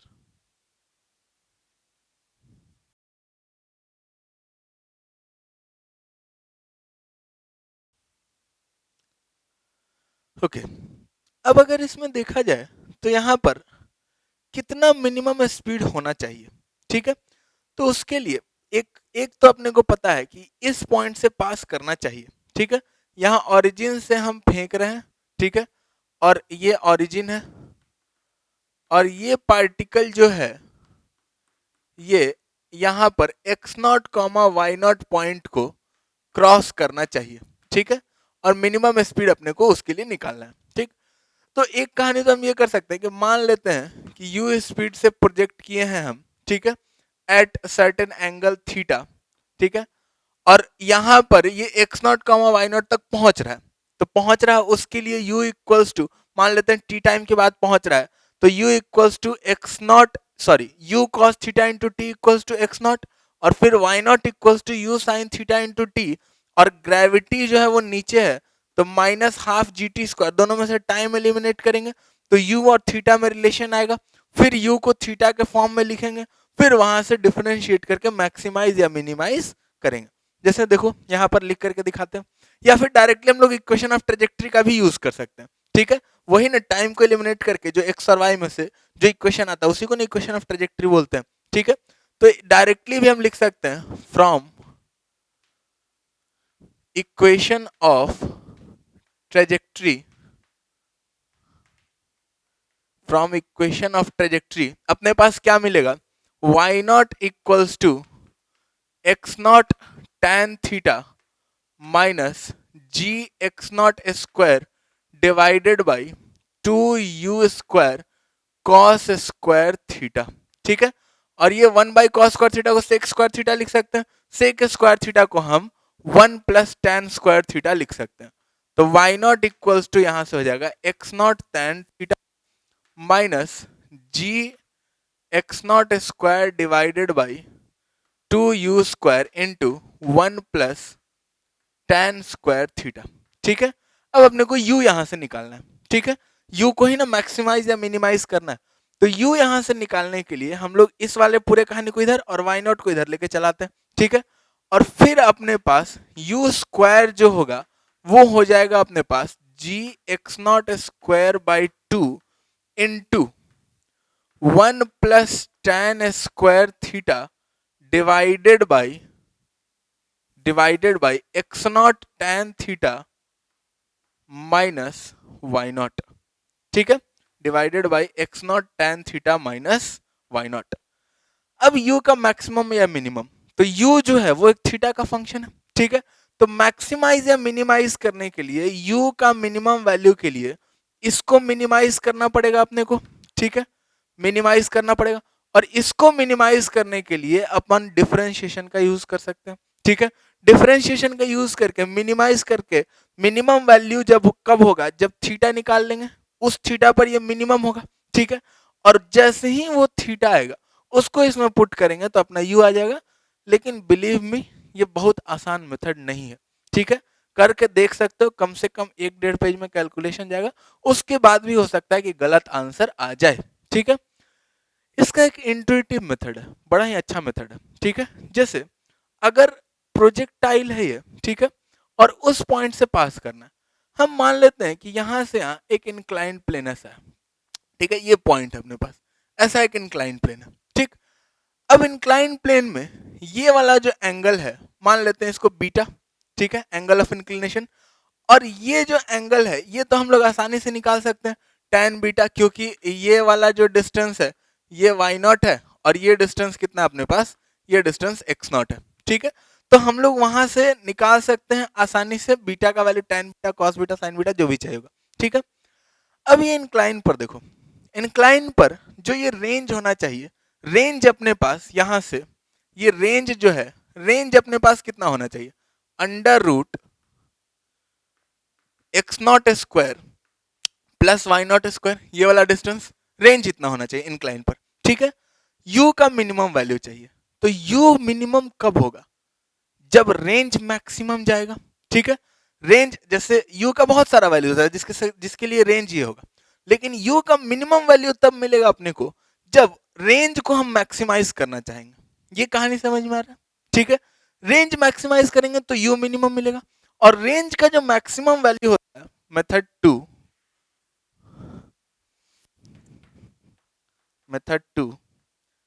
रेंज का जो मैक्सिमम वैल्यू होता है ऑन अप द इंक्लाइन वो होता है u square divided by g into 1 plus sine beta, और डाउन द इंक्लाइन होता है u square divide by g into 1 minus sine beta. ठीक है, ये मैक्सिमम रेंज कब होता है? जब अवेलेबल एंगल के एंगल बाइसेक्टर पर फेंकेंगे। ठीक है, तो वहां से हम लोग निकाल भी सकते हैं, अगर एग्जाम में याद नहीं तो निकाल भी सकते हैं।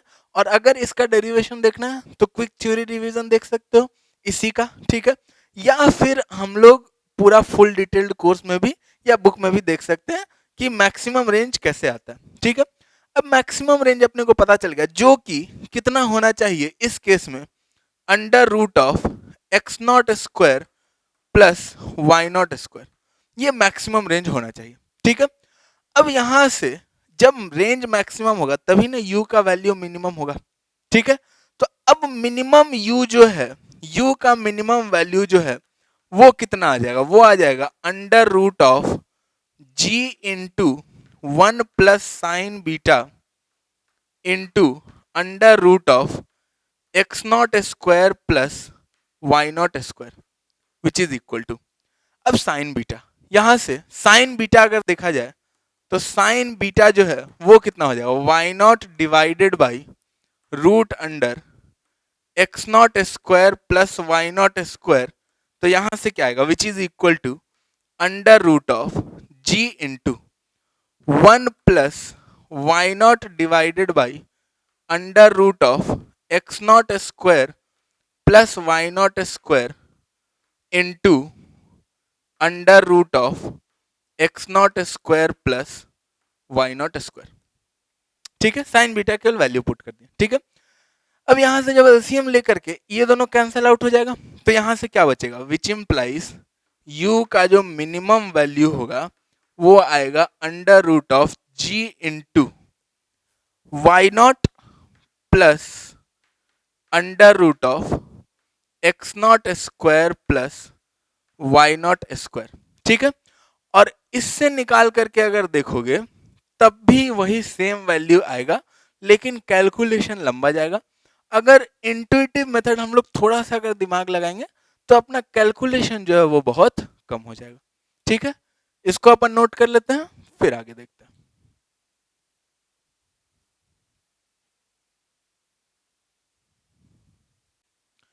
ओके, तो आज के लिए इतना ही। जितना हम लोग देख लिए उतना प्रोजेक्टाइल मोशन के लिए मोर देन इनफ है। ठीक है, हाँ, अब अगर इसमें कहीं थ्योरी में दिक्कत हो रहा था, ठीक है, तो उसके लिए क्विक थ्योरी रिवीजन करके यूट्यूब का ही एक सीरीज है, उसको देख सकते हो, या फिर मेरा बुक देख सकते हो, या फुल डिटेल्ड कोर्स देख सकते हो। ठीक है, इन सब के लिए बुक है, फुल डिटेल्ड कोर्स है, ये सब कहाँ पर है, कैसे मिलेगा? उन सब के लिए मेरा वेबसाइट www.physicsbuddy.in विजिट कर सकते हो, लिंक डिस्क्रिप्शन में भी मिल जाएगा। ठीक है, अब अगर ये वीडियो पसंद आया, अच्छा लगा तो लाइक कर दो, उससे हमको अच्छा लगेगा।